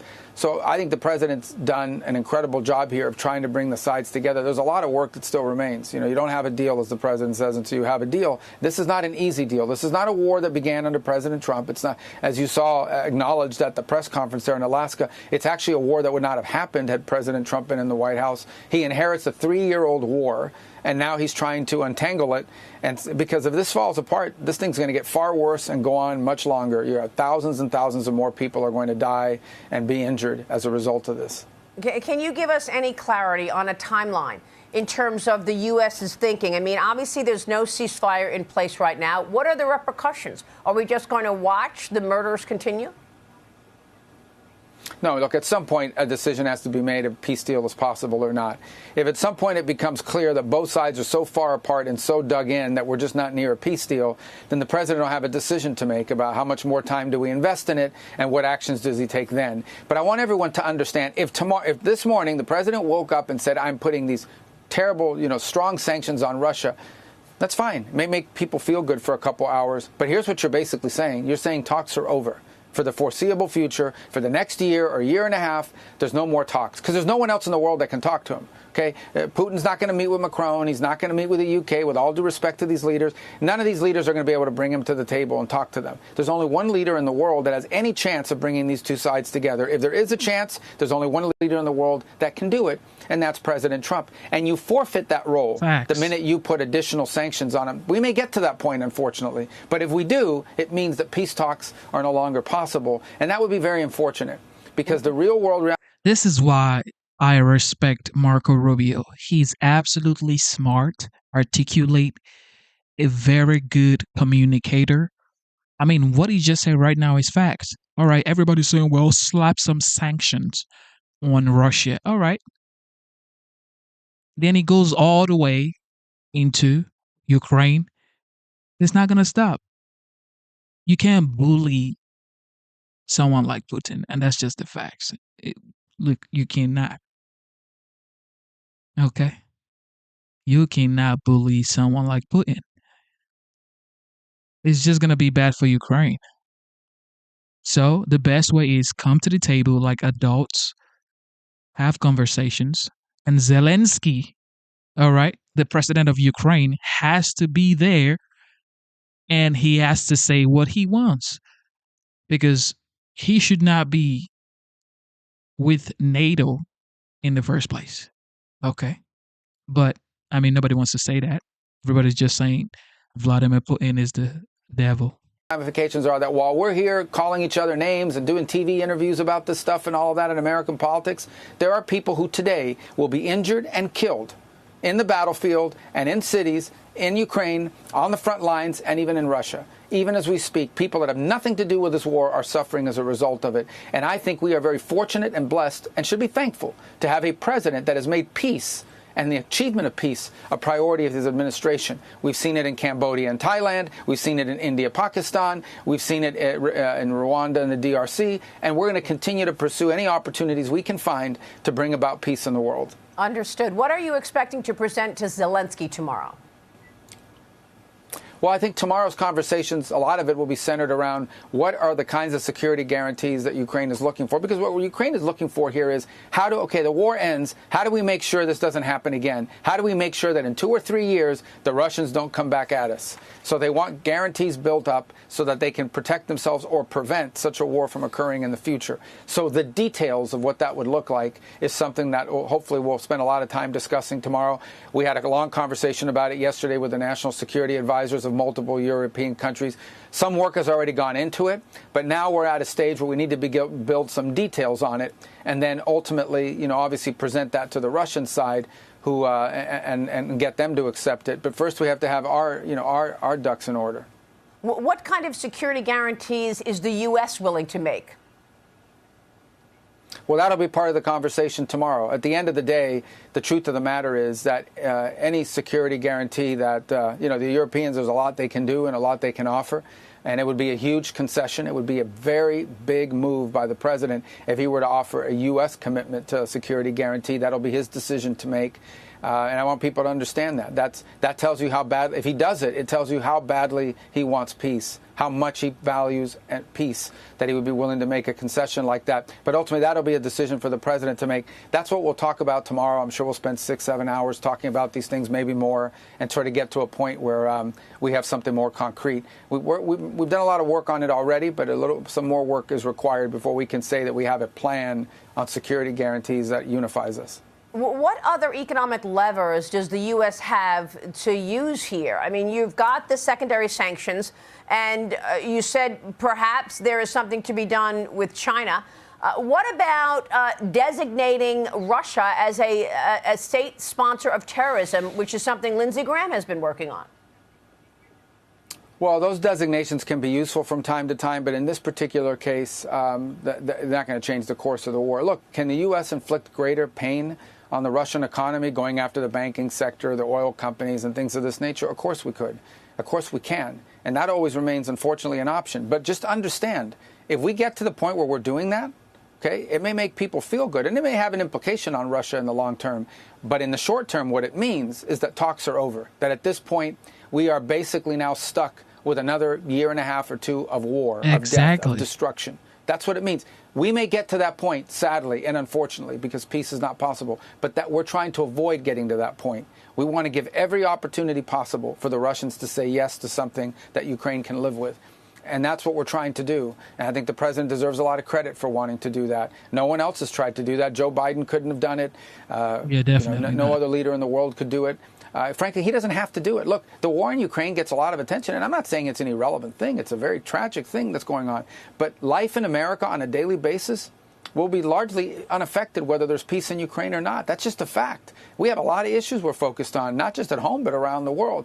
But the fact that the president has dedicated this much time to a war between two countries on another continent tells you how much he values peace. And we should be very thankful and grateful that we have a president who's a president of peace, who values peace and wants to use the power of his office to achieve the end of wars and the prevention of new ones. But isn't the U.S. directly impacted because of that rare earth minerals deal? How important is that deal? And has Putin already affected that deal by bombing the region?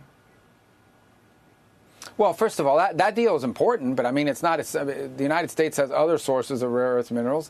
I think that deal is very important for Ukraine and in terms of their own reconstruction and rebuilding, and to have American partners in a post-war Ukraine is of great benefit to the Ukrainian. Obviously, it would be great for us too, but I don't think that alone justifies, us being behind a war effort here. What we want to be able to do here is be behind a peace effort. We want to achieve the end of a war.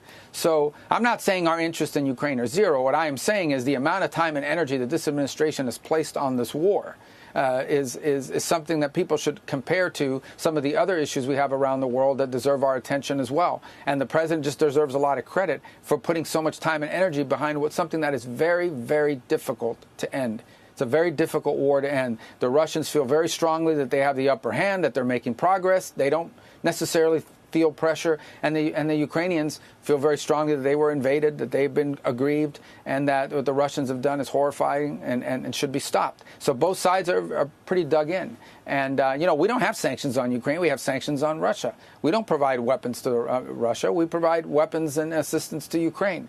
So the U.S. has done a lot already with regards to this. But this president is trying to figure out how to end it, how to stop it. And I think that's incredible that we have a president willing to use the power of the United States and the power. That's the goal here, is not to win the war, it's to end it.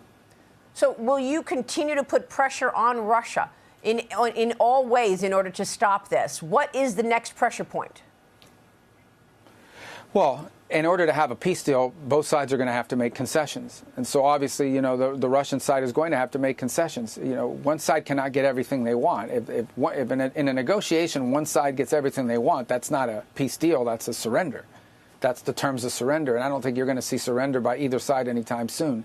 So the reality of it is, in order to make a peace deal, Ukraine is going to have to accept things it doesn't like, and Russia is going to have to accept things it doesn't like.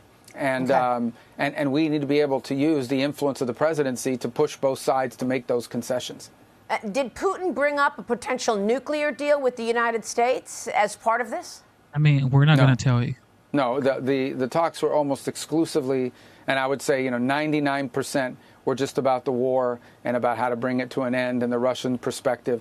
And people should not underestimate the value of meeting in person. They've had multiple phone conversations, but meeting in person really allows you to get a better gauge of how strongly one side feels about certain issues. We've met with the Ukrainians dozens of times. It's our first meeting with the Russian side in terms of at the level of President Putin. And, obviously hopefully the next time we meet, it'll be because Zelensky's in the room and they're getting close to finalizing a peace deal.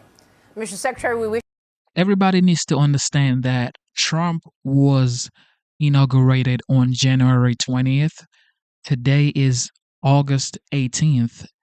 So it's been almost 7 months since he was inaugurated. And he's already inviting Putin to the United States. He already had a face-to-face conversation with him under 1 year. That is way beyond commendable. You got to give him his flowers, man. Welcome back. President Trump's takeover of D.C.'s police it's proven to be a success. In 1 week, there's been more than 240 arrests, plus nearly 40 firearms and more than 200 fentanyl pills. It's now off the streets. But that didn't stop far-left protesters marching outside the White House against the president's push to make their streets safer. U.S. Attorney for the District of Columbia, Jeanine Pirro, joins us now. Jeanine, it's so great to have you. It's so nice to be back. Welcome home. I mean, hair, makeup, everything. I know you've got all the great lighting. The lighting, everything. They don't have this in D.C. No. But I'll tell you what they have in D.C. They have a real problem there. Yeah, they do. And the amazing part of this whole thing is, you can have these protesters out there, but the only person who has talked about the urban blight, the decay, the crime, the unsafe streets, the fact that people are being mugged and shot and beaten and brutalized is President Trump. And they want to object to it. They want to march and protest. You know what? They should kiss the ground at this point that you've got someone who wants to make the city safe again, who wants to make it clean again. Look, they cleaned out, I think it's 44 homeless encampments. Yes. No one was arrested. I mean, this is the nation's capital. It should look like the nation's capital, the shining city on the hill. We shouldn't have to worry about an intern who comes to work in Congress, a young kid who goes out for a hamburger, gets shot and killed, and his parents take his body away. Right. Well, it should be a bipartisan issue, and there was a time when at least it was a bipartisan issue that it was a problem. We have a video of somebody that you'll recognize who recognized at one point that it was a problem. Watch this. Driving home, my staff who lives here in the Hill reminded me, don't stop at a stoplight until I'm out of town. If I see a red light late at night, since there's very little traffic, slow up at the other block so I never come to a full stop except in the middle of the block because of carjackings. Stopping at a light, people standing in a corner, walking up with a gun. And that's still a problem in D.C., okay?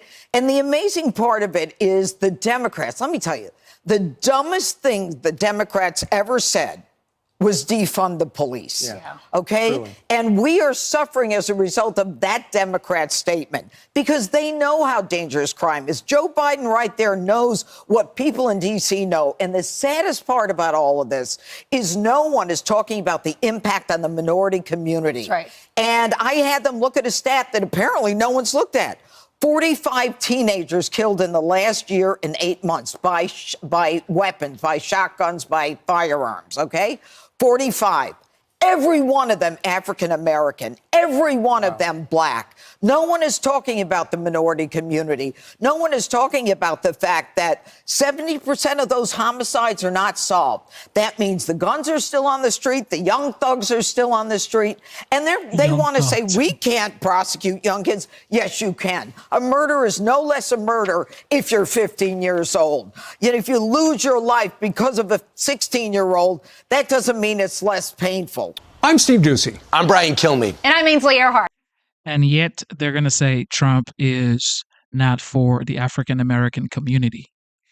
Well, Listen. So it's time now for my weekend news review, where we discuss some of the biggest stories of the week. And today we have actor, comedian, and radio talk show host Joe Piscopo, Charlie. the man, the legend, joining us. Great to be here. Always. So what do you got? What do you got? We got a lot. So let's start with President Trump slashing the time it takes to get a firearm permit in D.C. According to the White House, you can now get an appointment for a permit registration in a day instead of 4 months.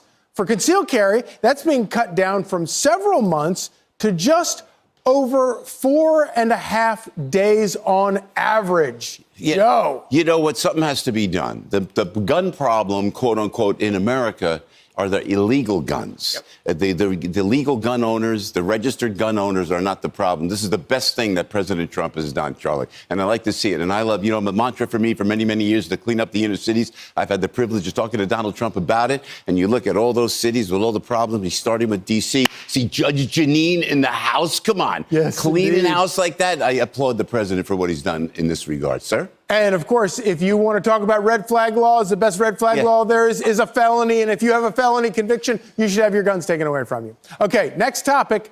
California Governor Gavin Newsom tries to channel President Trump with this tweet storm this week. He writes, the maps will end your presidency, retake Congress for the people, and expose your rigged little game. My perfect maps are more beautiful than anything in Trump Tower, which many say smells weird. Is he pulling it off? Has anybody asked Gavin Newsom, there's not one house rebuilt after the Pacific Palisades fire? Thank you. Not one house. I talked to people there, Malibu, nothing. They can't get the permits. Donald Trump told Gavin Newsom to clean your forests and there will be no fires. Gavin Newsom left then. The LA almost burned down, and now he has the gall to go after President Trump. You know what? He's making himself more irrelevant, especially now with Donald Trump just really showing up and bringing this golden age of America. And Newsom can't stand it. He's got to step back. He's irrelevant. He'll never register in the 2028 election. He has time to cosplay as Donald Trump on social media, but doesn't fix the Palisades. Amazing. Okay, now to this. Struggling city-owned Missouri grocery store, similar to what Zohran Mamdani wants in New York, here in New York City, officially shuts its doors. Sign on the door says, unfortunately, due to unforeseen circumstances beyond our control, we are no longer at this time able to serve the residents of this important community. The unforeseen circumstances is called, I think, socialism. The shelves were bare, everything was getting stolen, and newsflash, it didn't work.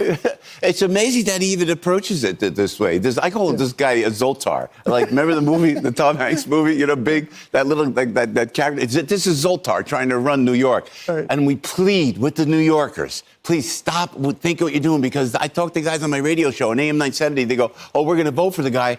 And some of them are Jewish Americans. I said, what are they thinking? So it's important to note this is something clearly that Mamdani wants to do that has failed miserably in Kansas, and it will fail miserably in New York City. And I get Democrats have run the city into the ground, but this guy's not the answer. Okay, now this story I know is near and dear to your heart. New Jersey's electric bills have tripled this summer, and I guess there's some talk that it might even cost a pretty reliably Democrat state, cost Democrats some of their seats because they're always prioritizing global warming over people's ability to pay their electric bill. Chatted with our friend Jack Ciattarelli, running for governor, Charlie, in the great state of New Jersey, and he has all the answers to help stop these high prices in energy. Talked to the president last May. I had the privilege of talking to President Trump in Wildwood, New Jersey. 107,000 people showed up. First thing I said to President Trump is, wind turbines off the Jersey Shore. I said, Mr. President, they got windmills on the Jersey Shore?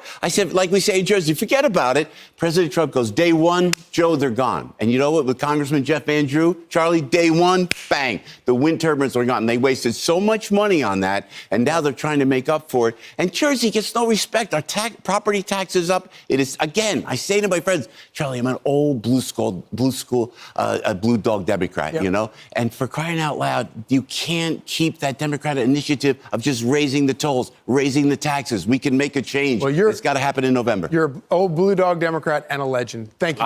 Thank you, Charlie. God bless. I'm Steve. All right. Here we go. Hillary. Welcome back. A Democrat shift to shift. whistleblower has emerged saying that the then Democrat chairman of the House Intelligence Committee, Adam Schiff, authorized leaks of classified information to damage President Trump during his first term. The whistleblower, a longtime Democrat staffer on the House Intelligence Committee, said Schiff was upset because he expected to be the CIA director in a Hillary Clinton presidency. In a statement to Fox News, a spokesperson for Schiff said this: Kash Patel's latest smear against Senator Schiff is absolutely and categorically false and is the latest in a series of defamatory attacks from the president and his allies meant to distract from their plummeting poll numbers and the Epstein Files scandal. Joining me now in this Sunday Morning Futures exclusive is the director of the DOJ Weaponization Working Group, Ed Martin. He is investigating the weaponization of government, including Adam Schiff, New York Attorney General Letitia James for mortgage fraud, and the January 6th probe, among others. Ed Martin, great to have you this morning. Thanks very much for being here. Oh, always a pleasure, Maria. And Ed, it has really, truly been a decade of dirty tricks, and that's being kind about it, against Donald Trump, beginning with the Russia hoax, to the impeachments, to the indictments, to the Hunter Biden laptop. Assess for us the last 10 years in your view, and you have criminal referrals right now on Adam Schiff, Letitia James, among others. What is the status? Well, first of all, thanks for asking about the last 10 years. I mean, you know, when Donald Trump came into office as president, he signed an executive order saying, go and find out how government was weaponized against the citizens. When Attorney General Bondi came into office, she put a memo, put more specifics to it, and said, get to the bottom of this. She gave a specific list and a broad charge. And I have to tell you, for your viewers, we have the Attorney General Bondi has that Department of Justice spinning like a top. We've got more stuff going on. A lot of it we can't talk about because of the nature of it, but it's going like crazy. And one of them was, we were in a group, we're still in it, working on the Russia hoax. And Tulsi Gabbard declassified what happened, and she sent it over to us, to DOJ, as a criminal referral, and that's ongoing now. But what that was, and Maria, you're one of the earliest, I think you might be the only person, the only journalist who said early on, this is a Russia hoax. And you know, Brett had President Trump on an interview on that flight to Alaska, and in the interview, President Trump said the Russia hoax was meant to destroy the relationship with Russia, make it impossible to get things under control, get a reset like Hillary said she wanted. So what we have in the Department of Justice now is a weaponization working group and the backing of our leadership to go and find this stuff. And so the Russia hoax, we know the birthday of the Russia hoax. It's December 8th, 2016, where the Obama administration, including Obama, said, don't put the truth out, lie, and ask the media to help us, and the Washington Post and others jumped right in. And then we had the Russia hoax that went on for 10 years. And every time they get in trouble, meaning the deep state and others, they throw another hoax out. And all we're doing at DOJ and all we're doing across the government is saying, get the truth out. And then, by the way, let's hold people accountable. And that's exactly what's going on. So when Bill Pulte sends a criminal referral over to us, and he says Letitia James and Adam Schiff, and by the way, both their lawyers have come out and talked publicly about that criminal referral. So you can talk to them about the specifics, because I'm going to tell you what we're going to do is we're going to follow the facts. Every American that has a mortgage or has other documents they sign has to follow the law. We're going to go to the very bottom of the facts. And if somebody did something wrong, we're not only going to hold them accountable, we're also going to look at everything else that they've been doing. Because when you're a liar, you lie not just on one thing. When you're a cheater, you cheat not just on one thing. When you're doing corruption, you generally don't just do it on one thing. So that's our what we're asked to do as prosecutors, and that's what we're doing. Well, we are all waiting for accountability here. Adam Schiff went on Sunday morning programs and said there was collusion in plain sight. And he was the chairman of the Intelligence Committee, so he had to know better that there was no evidence of any collusion in plain sight. So are you saying that this criminal referral is about something completely different, about mortgage fraud? Are you looking to get him on something other than Russia collusion? Well, I'm saying that there's a referral from Bill Pulte about a mortgage fraud, about Adam Schiff. That's publicly discussed. His own lawyers have been out there. Now there's more on Adam Schiff. And all we're going to do, again, is get to the facts of this and use all the tools that we have in our system. What we've discovered, and I know you want to ask me about some of this, in the weaponization, is that Joe Biden's Justice Department actively targeted American citizens, Catholics who went to Mass, parents who went to school boards, people who were involved in the Russia. You know, I hear from Carter Page every now and then. Carter Page was destroyed by the Russia hoax. And we're sitting around and pretending it's okay to say that, you know, there was a secret meeting on December 9th, 2016 in the Situation Room where they plotted the Russia hoax. And then we're going to say, oh, that was really bad. No, it wasn't really bad. It needs to be held accountable in every way we can. Well, you went to Letitia James's home this week. You were in New York. Yeah, look, I'm a prosecutor, and when I do these cases, I was in New York I was in Newark, actually, New Jersey, for some meetings, and I went over to New York for another meeting, and I went by there. One of the referrals is about that property that she has. Is a very prominent neighborhood in Brooklyn, and I wanted to lay eyes on it. I think most people, if you're prosecuting something, you're careful. I didn't go there and announce it. Some woman came storming up and shooting video and talking to me, but I wanted to see the property, and there's a number of other aspects of these cases where you got to get a sense of what is actually at stake. Do you have a grand jury in these cases? Let me say, when you get a criminal referral, one of the tools you have is a grand jury, and I'll leave it to you to infer what I mean. But these referrals are criminal referrals, significant enough that that they would warrant using all the tools, and the tools include subpoenas and witnesses, and that is in our system. That is the system. I'm not like Jack Smith. Jack Smith liked to talk about how he did things and what he did and brag about it. Letitia James did, by the way, as a prosecutor. She liked to come out and hold press conferences. I'll just tell you, when you get a criminal referral, and her own lawyer made the comments publicly, you can infer what you need to. Well, let's talk about January 6th, because you are also investigating January 6th, which was also part of this 10 years of scandals. What have you learned?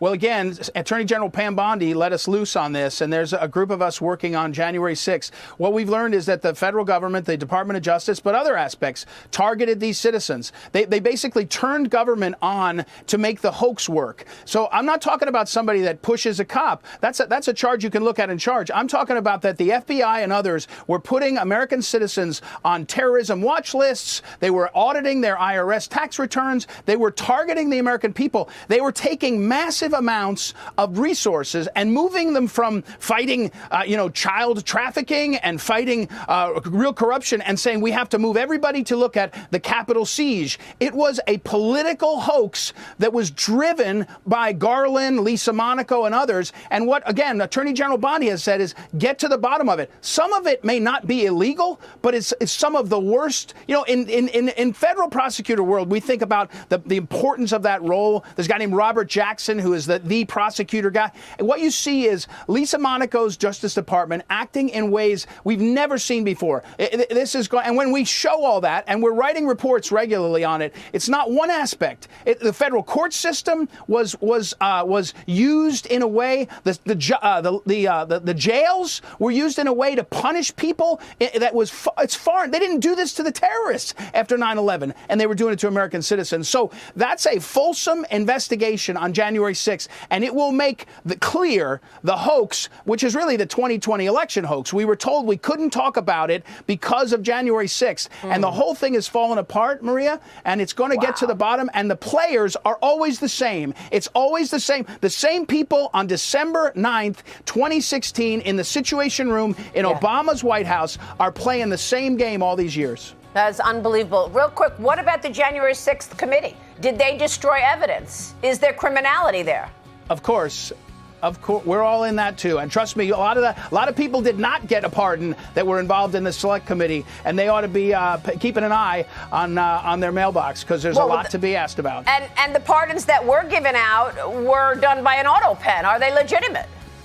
Well, I'm the pardon attorney, so I'm in that too. I can tell you we're investigating how the pardons were granted. It was not like anything in the history of America what not Joe Biden, his staffers did, not just with the auto pen, but with faking him out on the memos. More to come, Maria. I'm telling you, Pam Bondi has let us loose, and when this comes out, it'll take the whole of these people's hoaxes down.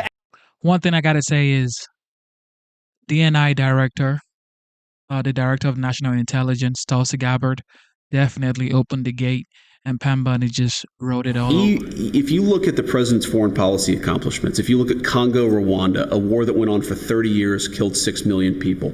If you look at the number of hostages in Israel, in Gaza, who have been released and gone back to their families. If you look at Malaysia, Cambodia, you look at all of these terrible conflicts, the president has shown a willingness to be the president of peace.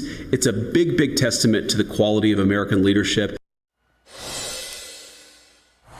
And that's Vice President J.D. Vance with me here last weekend on President Trump's peace deals, capped by his high-stakes meeting on Friday with Vladimir Putin in Alaska.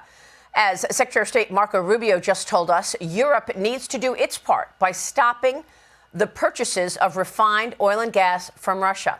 Joining me now with reaction is the chairman of the Senate Budget Committee, South Carolina Senator Lindsey Graham. Senator, thank you so much for being here. Your reaction to what you heard from Marco Rubio. I think Marco's right that Donald Trump's the only guy on the planet that can end this war. Putin fears Trump, and he's been I think he's been tough. Azerbaijan and Armenia has been going on for 30 years. He ended that war. Pakistan, India, just by force of will. So he's the right guy. The only reason Putin's in Alaska, he didn't come to see how Alaska was doing after he bought it. He came to Alaska because Trump threatened to put a 50% tariff on India for buying Russian oil and gas. What's the weakness of Russia? Almost all of their income comes from oil and gas sales. If we went after the customers of Russia and said you had to pick between the American economy and buying cheap Russian oil or gas, they would pick the American economy. So here's what I would say about President Trump. He's the only guy that can do this. And my advice to President Trump and Marco is if you got to convince Putin that if this war doesn't end justly and honorably, with Ukraine making concessions also, we're going to destroy the Russian economy. We have the ability to do it. To Europe, why don't you put tariffs on India for buying Russian oil? To Europe, why don't you threaten China with tariffs for being the largest purchaser of Russian oil? To Europe, you can do more. If Europe and the United States banded together and we told Russia that if this war does not come to an end, we're going to destroy your fossil fuel economy, this war would come to an end. My bill to make Russia state-sponsored terrorism is based on the fact that Russia has kidnapped 19,000 Ukrainian children, taken from Ukrainian families and sent to Russia. They should be a state sponsor of terrorism, Russia, until they return the children. So any peace deal must include the return of the kidnapped children by Russia to Ukraine. If you don't do that, that's not a just end of the war. And if Putin doesn't return these kids, he should be a state sponsor of terrorism designation under U.S. law, and that makes Russia radioactive. So there's plenty of things we can do to end this war. Donald Trump's the best guy to do it. I'm cautiously optimistic we'll get there if we're tough. I want to ask you about getting tough on these sanctions and what other economic levers the president has. But we're looking right now at the letter that our First Lady, Melania Trump, sent to Vladimir Putin, saying every child shares the same quiet dreams in their heart. They dream of love, possibility, and safety from danger. She is referring to the children that have been taken, as you just mentioned. What do you want to see here? What happened here? Russia went and took Ukrainian children and put them in camps? Yes. 19,000 children, according to international organizations, have been taken from Ukrainian families by Putin through force of arms and sent to Russia. Some of them are being trained, 17 and 18-year-old Ukrainian kids being indoctrinated in Russia to fight Ukraine. This is sick. Our marvelous, wonderful First Lady is appealing to Putin's better nature.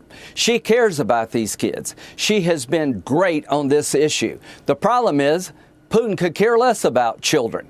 He has sent 20,000 young Russians to their death just last month. He could care less about how many Russian soldiers die. He could care less about sanctions because he knows how to invade them. What what he does care about is losing his customers. So I just want to let everybody in the world know, I think we have the ability to crush the Russian economy through putting tariffs on people who buy Russian oil and gas, buying cheap oil to prop up his war machine. And I intend to push that until I can't push anymore. I intend to push the return of these children till I can't push anymore. If they do not return these children to Ukraine, the 19,000, then I'm going to push legislation to make Russia a state sponsor of terrorism under U.S. law, which would make Russia radioactive. I want to end this war. I want to end the killing. I'm not out to humiliate Putin, but I'm out to end this war in a way you won't have a third invasion. How do you prevent the third invasion? If America gives security guarantees to Ukraine and continues to provide weapons by selling them to Europe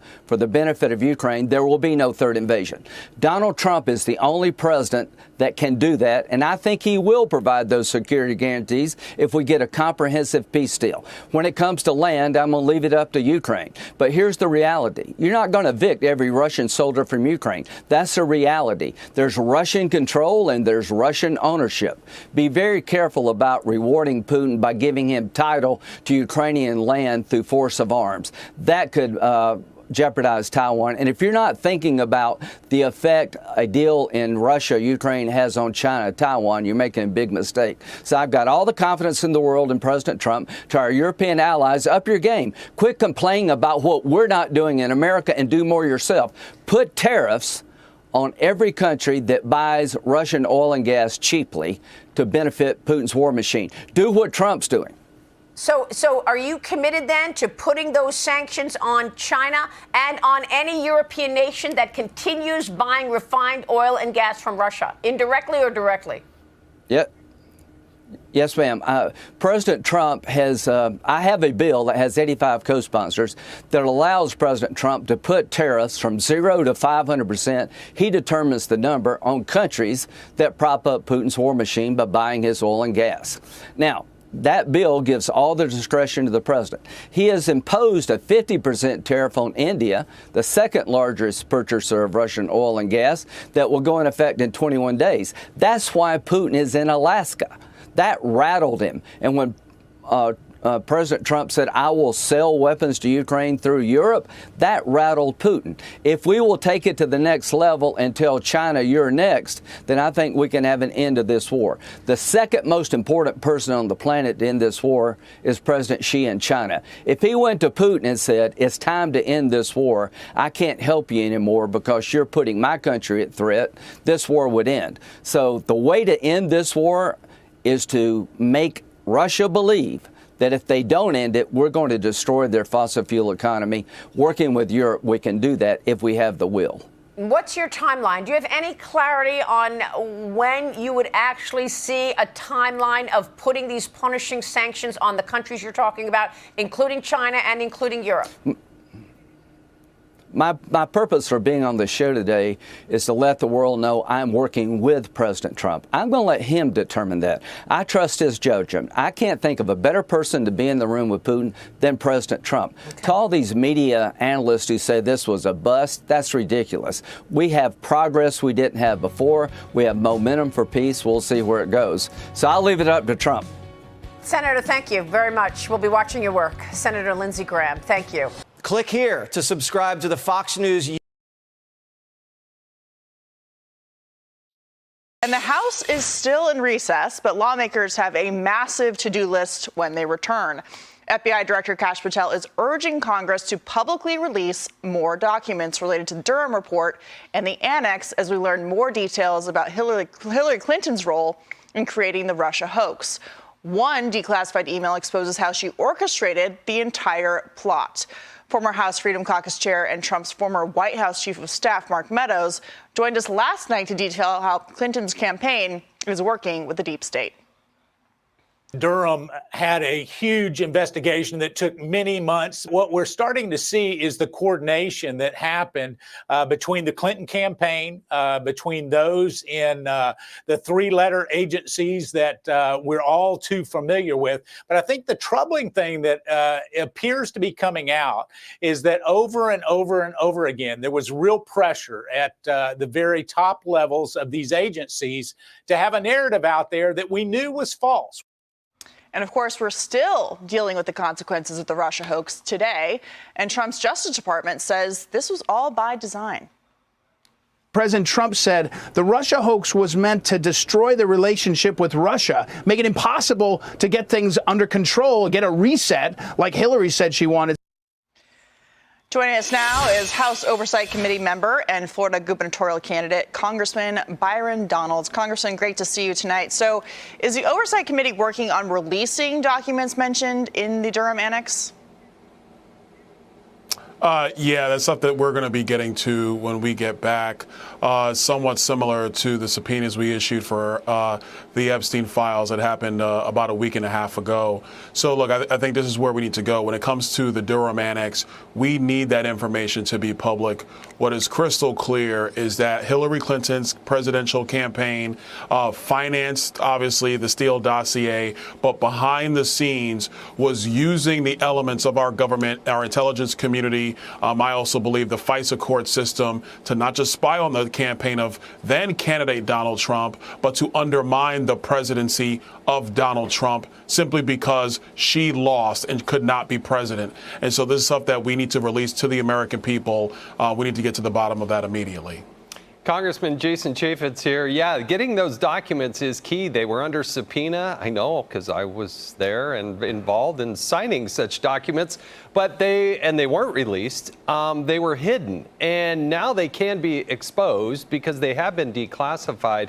The follow-up, though, question, Congressman, is are you going to start to hold hearings? Because if you bring up Clapper and Comey and Brennan and those and ask the same questions that were asked previously, I think it would be fascinating to see if they pled the fifth or if they actually gave a different answer than they did when they were under oath previously answering these questions.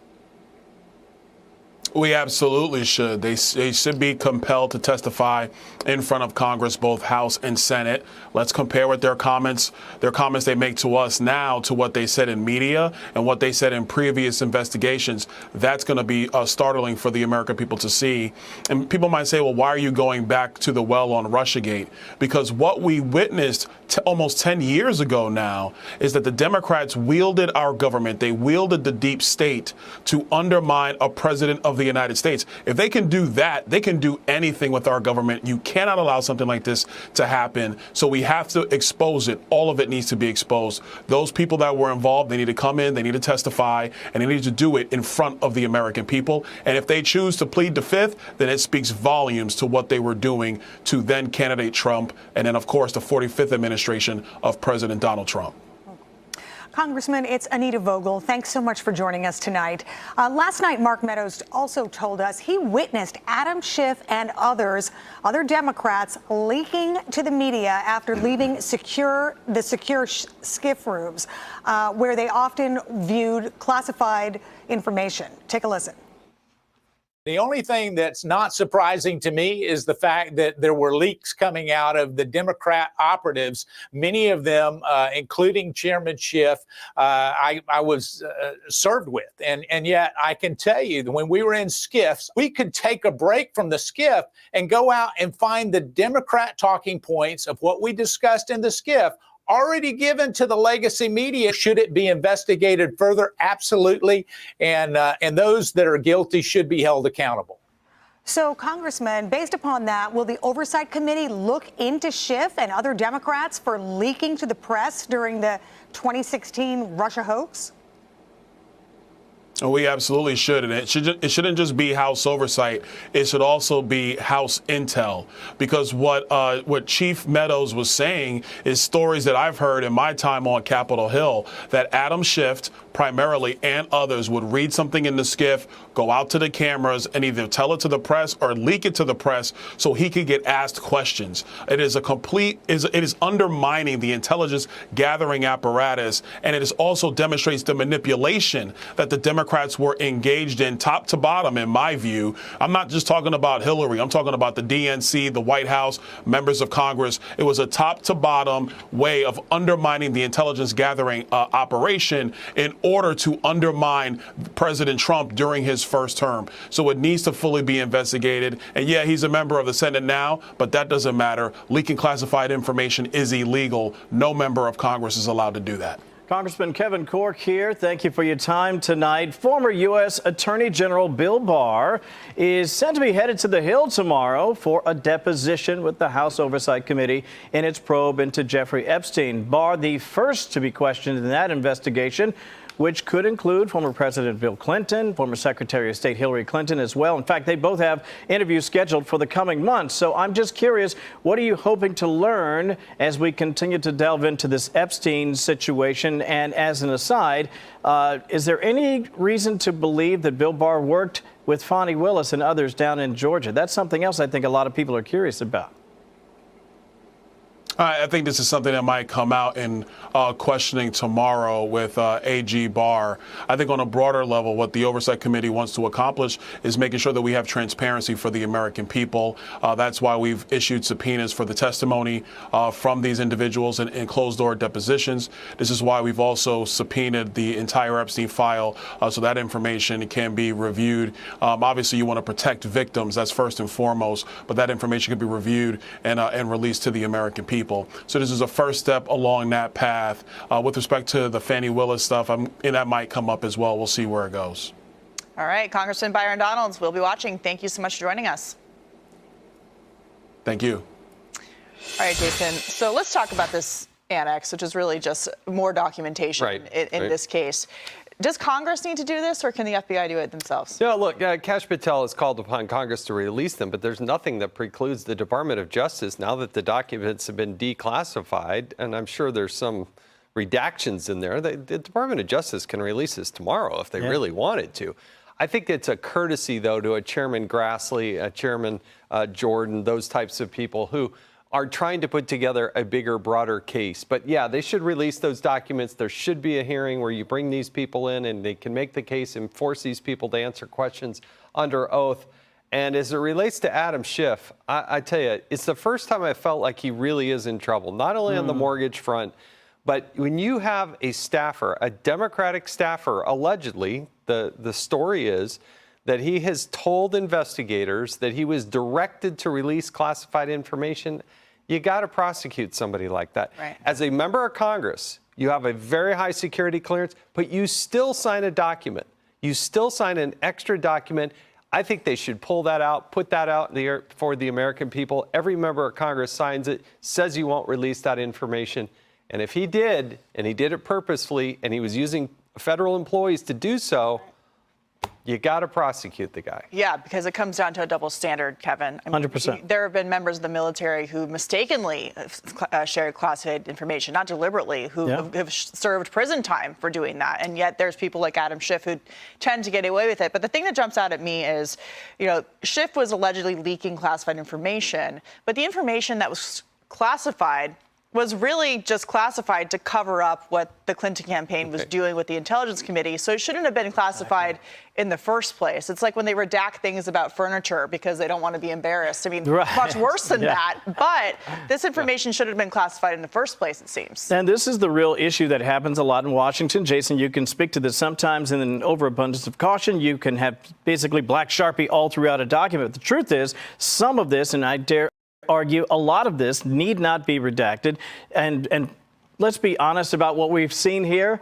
We've seen congressional lawmakers possibly involved in a grand conspiracy to utilize material that they knew to be false or misleading to undermine a sitting president of the United States of America, to circumvent the will of the American people. This is not a small matter, and I think whether it's Adam Schiff, whether it's James Comey and others, Clapper, we can run down the list, I think justice must be served to prevent this from ever happening again. Anita, I think there's a lot of Americans watching and saying, okay, there is new information here, but why is Congress looking at this? What are the next steps here for what the American people can expect for information from their lawmakers? Yeah, well, we talked about this last night. It's so interesting that after 8 years, the story is finally moving forward. Finally, documents are coming to light. Investigations will soon be underway about how this whole Russian collusion narrative came to light and how it did truly undermine the presidency of Donald Trump. And it really and we talked about this last night, how it affected his relationship with Putin and other world leaders. It also brought down the careers of people like Michael Flynn and others. And now the big question will be, will there be consequences for the people that you mentioned that are possibly involved here, including Hillary Clinton? Yeah, and Jason, we have elections every 4 years. So the big overriding thing here is this problem solved? Is the deep state still going to work with Democratic operatives to essentially try and rig an election with this false narrative in an official intelligence document that was then used to torpedo the first 4 years of the Trump administration, which led to impeachments and special counsels and all of that? I mean, there are big questions about whether this ideology has been rooted out of these places. No, if you think the deep state is done trying to go after Donald Trump or Republicans and conservatives, you got another thing coming. Exactly. The reality is, the allegation is that the Clinton campaign set aside $10 million. They gave it, they put it over, they created this fake dossier, which was the precursor that led to all these articles in the newspaper. But more importantly, and this one still just sticks under my craw, is this idea that they use this as the predicate to do what they shouldn't have done, which is spy on the Trump campaign and others related to him, to go to the court, testify in writing that you have verified information, that you could go after these people because you have seen these documents, and I'm talking about James Comey and others, and you go to the court and get the court to allow you to spy on somebody, doesn't get any worse than that. Don't tell me that, that happened a long time ago and that's already been exposed. You got to prosecute people who do those types of things. That court, and where's the court? Where is the court? You lie to the court in another setting? Do you think they would ever hold you in contempt? Where is the Supreme Court on this? And they oversee the FISA court. You're right, and we have to reform the FISA court. This is something that can never happen again. I'm so glad you pointed that out. A lot of people are, it's in the past, like you said, it's 8 years ago. But the truth is, let justice be served, one way or the other, though the heavens fall. We've got to get to the bottom of this, and people have to pay. I got to add a little bit of color to this. I was on the House Judiciary Committee. I'm not an attorney, and I know that sounds like I'm bragging, but I said to my chairman, I want to go to the FISA court because I want to see it. And then they admitted it's not really a court. What they do is they take this document, they give it to a federal judge who sits in a skiff by himself, and there's nobody else there, and they just read these documents. So if you're not 100% certain on those documents, guess what? You have lied to the court. You have deceived the American people. You have undermined justice, and that's why you have to be held accountable. And you can't just get away with it and say, well, I based it on intelligence. I mean, it's just gibberish. You either lied or you didn't lie. I'm sorry, but it looks like they lied. Yes, it does. To your point, Anita. Real quick, if these things bear out, right? If these things come to light and they bear out, this makes Watergate look like small potatoes. Absolutely. It really does. Well, they ruin people's lives, as you mentioned. So. Joining us now for tonight's big close-up is U.S. Ambassador to NATO, Matt Whitaker. Ambassador, thank you so much for joining us. We really appreciate you being here. And I want to ask you right off the top, what do we expect from this meeting tomorrow? Do we expect decisions to be made, or do we expect that this is just the next step in the process?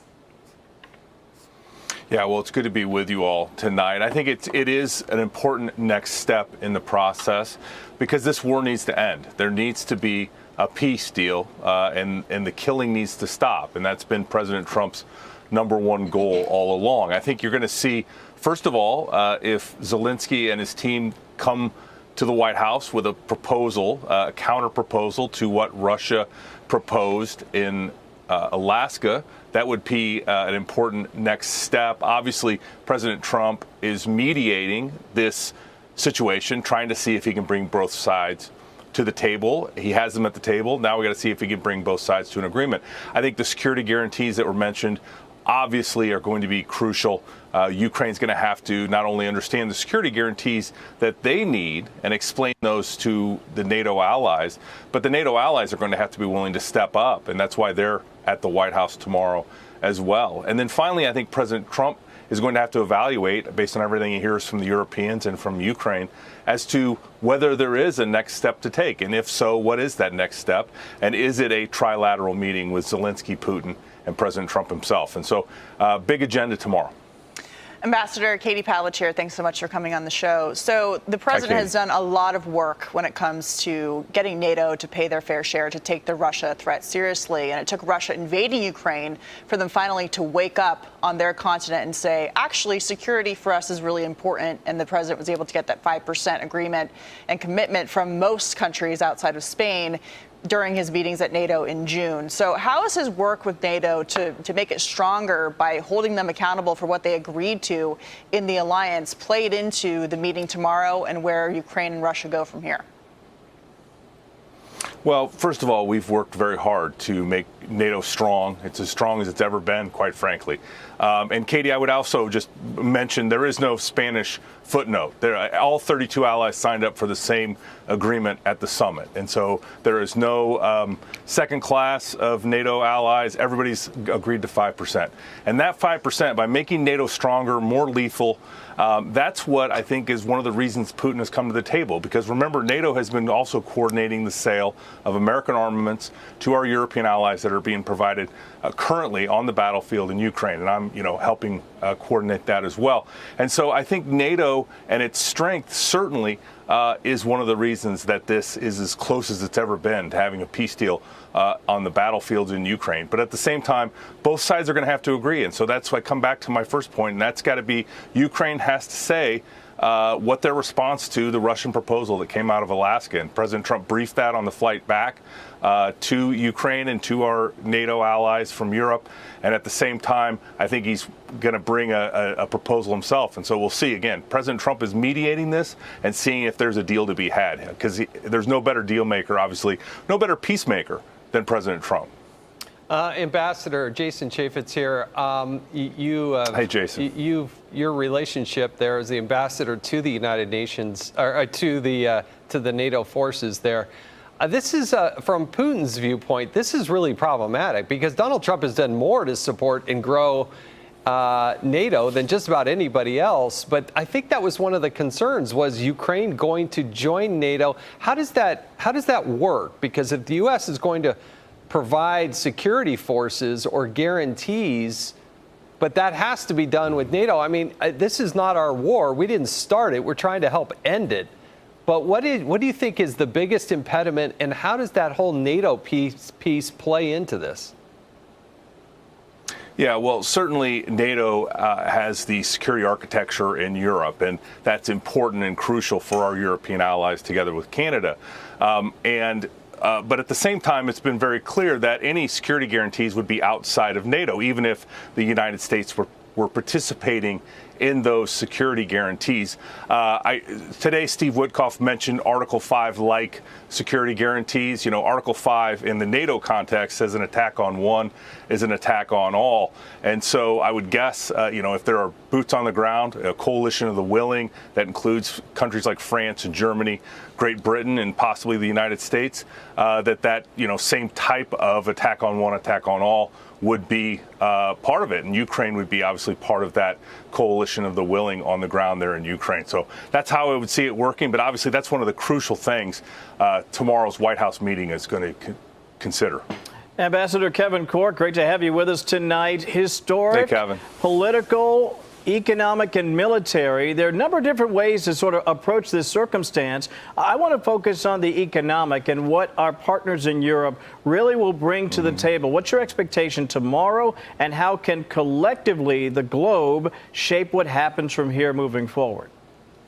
Yeah, I think that's a good point, because I think you have the situation with the conflict and what the economic situation that includes things like sanctions, tariffs, and the like. You saw that India, because of their buying so much of the Russian oil, has been hit with extra tariffs. And so those are important. And obviously the European Union is considering another package of sanctions and tariffs. But at the same time, I think we need to start thinking a lot about, Kevin, to your point, about the rebuilding of Ukraine, about what their economy looks like post-war.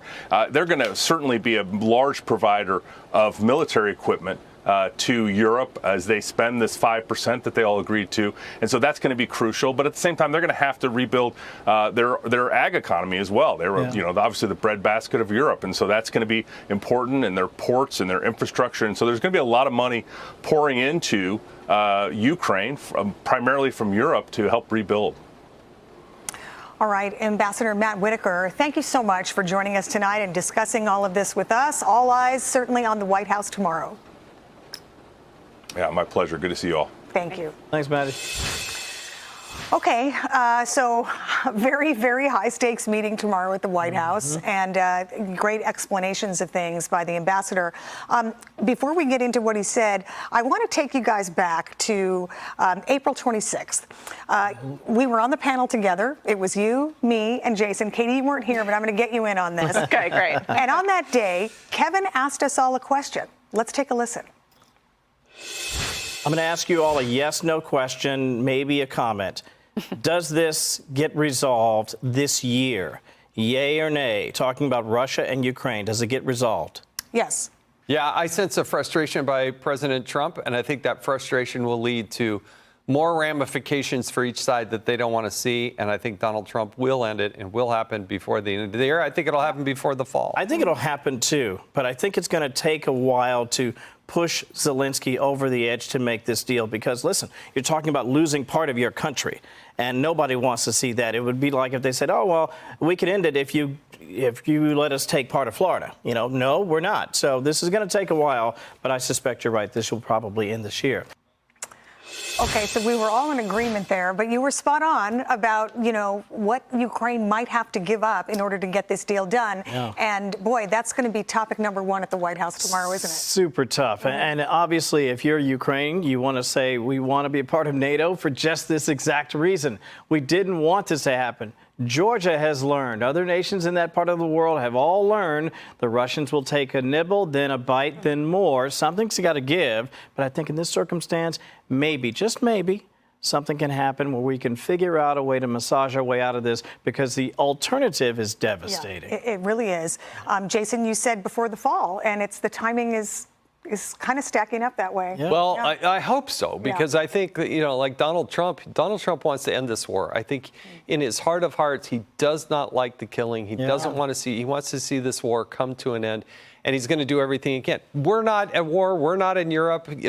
But we are the world's economic and military superpower, and we can use those levers of our economy. And I think the discussion that happened, I still maintain that the reason they went for nearly 3 hours there in Alaska is because there were broader discussions about Putin and Russia's place in the world, how they work with their economy, and Donald Trump saying, look, you can either come along for the ride, or we can make life very, very difficult for you.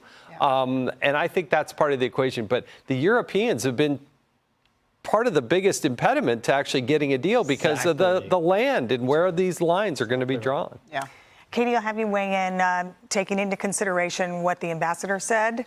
What do you think? What are your hopes for happening tomorrow? Well, going into the meeting, President Trump told Bret Baier that the Russians are bringing a lot of business people. The president has used business and trade as a way to get peace all around the world. So that's certainly something that he's working with. The president, I think, is going to work towards some kind of agreement that both sides will agree to. But it's going to then be up to the Europeans to make sure that Ukraine has those security guarantees, which is why you saw his push at NATO. He said that NATO is now going to buy more American weapons that they're going to transfer to Ukraine. So I think he's going to broker this deal and pass the baton to where it belongs, which is to NATO and to the European partners, even though Ukraine is not technically part of that coalition. Yeah, and you heard Steve Witkoff talking about Article 5 security guarantees. I mean, that's a big deal, right? Huge deal. And if you're Ukraine, all you've ever wanted is to be protected. They will pay the price to be protected. We can only hope that cooler heads will prevail. Yeah. And maybe you'll be right before the fall. Good analysis. We'll hold you to it. That's right. We'll see. All right, guys, great discussions. Right, let's do Mark Levin, and let's see how that goes.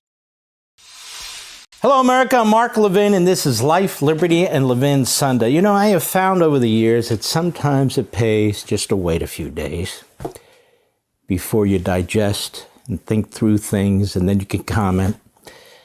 These days, you got to comment right away. Well, I chose not to. So I've been thinking about President Trump and his meeting with Putin on Friday evening. And I thought to myself, there's no way Putin would have met with Biden. There's no way Putin would have met with anyone else but Donald Trump. And I think it's important that we set this up properly. Putin's in deep, deep trouble. He was forced out of Syria. Assad got creamed by the Israelis. He was forced out of his support for Iran because President Trump bombed those nuclear sites. So he's been relatively pushed out of the Middle East. What else is going on? NATO is bigger and stronger than ever before in its history, thanks to Donald Trump. 5% each country has to give of their GDP to build up their own military. And not only that, Ukraine is going to be heavily armed. Why? Well, because NATO is going to purchase the armaments from us. We have the greatest armaments on the face of the earth, and we can produce them faster than anybody else. And they're also going to get access to the kinds of armaments that they weren't allowed to have under Biden. Wow. What else? Russia's economy is all but dead. It's just waiting for the final dagger to go into their heart. And who holds the dagger? Donald Trump. Tariffing India and China if they continue to buy oil from Russia. That's all Russia has left. That's all Russia has left. A second tier of sanctions against Russia directly placed on them. What a disaster that would be. Putin's in trouble. His back is against the wall. He's a desperate man. They have over 1 million casualties in a 3.5-year period. Do you know more Russians have died in the battlefield? 250,000. More in 3.5 years than died in the entire Vietnam War? Than more Americans died in the entire Vietnam War? That is astonishing. So the question is, how much longer can Putin do this? Well, if he has his way, he'll keep doing it. You know who his hero is? Stalin. Do you know Putin is the second longest dictator in the history of Russia? Stalin being the first. And you know what else about him? He wrote a document, or somebody wrote it for him, that is Putin, in 2021. It was published. I've talked about it before. In fact, I talked about it last night. And what does he say in there? He lays it out. Things like 5,000 words long. And I looked at it again. Ukraine's just the beginning. Ukraine is in between him and Europe. He talks about Poland, because, you know, there are Russians in Poland. He talks about Romania, talks about Lithuania, the Balkan states. That's where this guy's head is. Now, this meeting that the president had with Putin, there's a lot of hush-hush, as there should be. It's the first step in a negotiation, in a discussion. And maybe there'll be 10 more. And maybe there won't be. NATO has to have a role in this. I mean, after all, it is in Europe, and we say that all the time. This is Europe's war, right? And of course, Zelensky has to have a say in this, and I know there'll be enormous pressure on Zelensky to give up a third of his country, because that's what Putin will want. Just as there was enormous pressure on Ukraine to give up its nuclear weapons in 1994, when Clinton and Britain and Russia promised, oh, give them up, don't worry, we'll protect you. We'll protect your boundaries, and you see what happened there. Nonetheless, here's the situation. Ronald Reagan destroyed the Soviet Union, really without firing a bullet. How did he do it? Economically. The Soviet Union was in terrible economic shape. Russia's in terrible economic shape. Reagan said, I'm going to massively build up our military, which he did. The Soviets couldn't keep up. Then he said, we're going to build the Strategic Defense Initiative. The left mocked him. They called it Star Wars. That was a hundreds of billions of dollars a project. And of course, Gorbachev and the Soviets couldn't keep up. And so Reagan walked out of nuclear talks with them. They were going to basically, dump almost all the nuke weapons. And Reagan said, no, we're going to do the Strategic Defense Initiative, which, as we now know, are these defensive missile systems, and we want to build the Golden Dome and so forth and so on. Well, eventually they relented. They relented. Now keep in mind, Gorbachev and Reagan were friends. Their wives were friends. Gorbachev was no Stalinist like Putin. None. But Reagan still wanted to take down the Soviet Union. He said, you see, Kissinger had it wrong. Dayton is wrong. And all these others, George Kennan early on, he had it wrong, mutual assured destruction. The Soviet Union can be destroyed. We build up our military, we confront them wherever they are, whether it's our hemisphere and so forth and so on. But most of all, we have economic power, peace through strength. And he destroyed the Soviet Union. Russia's in worse shape than the mothership the Soviet Union was. Worse shape. Right now, we have all the cards in our hands. Now, the problem is Putin is a monster, like his hero Stalin. So what? 1 million casualties. Who's going to stop him? They have 140 million population. He'll just keep going at it. Will he? Will he? We are much stronger. We have many more cards than he will ever have. Many more nations, many more resources, better weapons. Little Ukraine has suffered less casualties than big Russia. Russia has 140 million population. Ukraine has about 40 million. And look what those people in Ukraine have done to the Russians. Those people fight for their lives because they've lived, historically, their ancestors, under Russian rule. Rape, murder, torture. Why do you think they fight now? Why do you think they fight the way they fight now? They see what Putin and his army has done when they take over these little villages in these areas. They're torturing Ukrainians. They're murdering them. They're raping them. They've taken 20,000 Ukrainian children out of Ukraine and brought them into Russia. That's what Stalin did. That's what he did. They're going to fight, and they're going to fight to the bitter end. So the question is, we don't like to see all this death. We don't like to see all this fighting. So this was the first meeting. And so the question is, how might this end? What's the most just way for this to end? What's the most logical way for this to end? It's for Putin to fail. He's a dictator. He won't be there forever. It's for him to fail. The Ukrainians didn't invade Russia.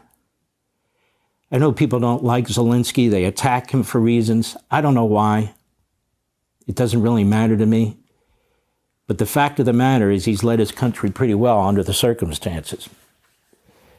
And look what Putin's done to his country. You're supposed to walk through Ukraine like a hot knife through butter in 3 days. It's now 3.5 years. How did that go?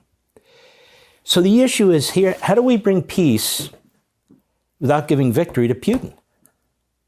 How do you do that? I don't know. But I know Donald Trump is smart as hell, and he'll figure out some of this, or he'll walk away and bring down Russia economically, the way Reagan brought down the Soviet Union. You know, I think the best way to measure Trump in this is to look at what happened to Iran.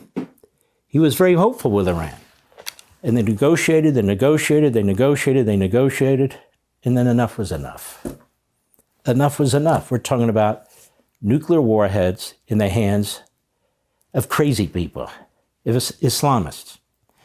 Well, here we're talking about a crazy guy, too. He may not be an Islamist, but he's a Stalinist. He's a Stalinist. So this is the first round. I'm not telling you anything that Donald Trump doesn't already know. He knows all this, too. Now, Putin said twice, I noticed, today's agreement, quote unquote, but there wasn't an agreement. There wasn't an agreement. The president said there's been great progress. He said to Sean Hannity, 1 to 10, he would rate it a 10. What did he rate a 10? The fact that they met and got along. That's what he rated at 10. But he also said there's a couple of really big issues out there, and I have to assume they deal with territory and the security of Ukraine's borders.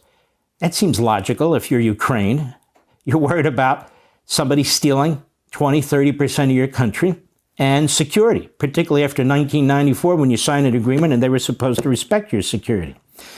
But we have all the power, the tariffs on India and China, the secondary sanctions, the selling of weapons to NATO. NATO's bigger and more powerful than ever before. What does Russia have? Well, they have nukes. Okay, everybody has nukes. We have nukes. Britain has nukes. France has nukes. Germany has nukes. Nukes are not an issue in my view. Now, I don't know how this ends. Nobody knows how this ends. But I do know this. I don't think Putin is going to give up easily. And I think it may come to a point at some time when Donald Trump has to pull the trigger on the economic issues the way Reagan had to. Again, Reagan got along with Gorbachev, but, you know, peace is peace and war is war. And Putin's no Gorbachev. No, he's more Stalin. And his back is against the wall, whether he knows it or not, and I think he does. So it may in the end come down to that. We will see. Hey, Sean Hannity here. Hey, click here to subscribe.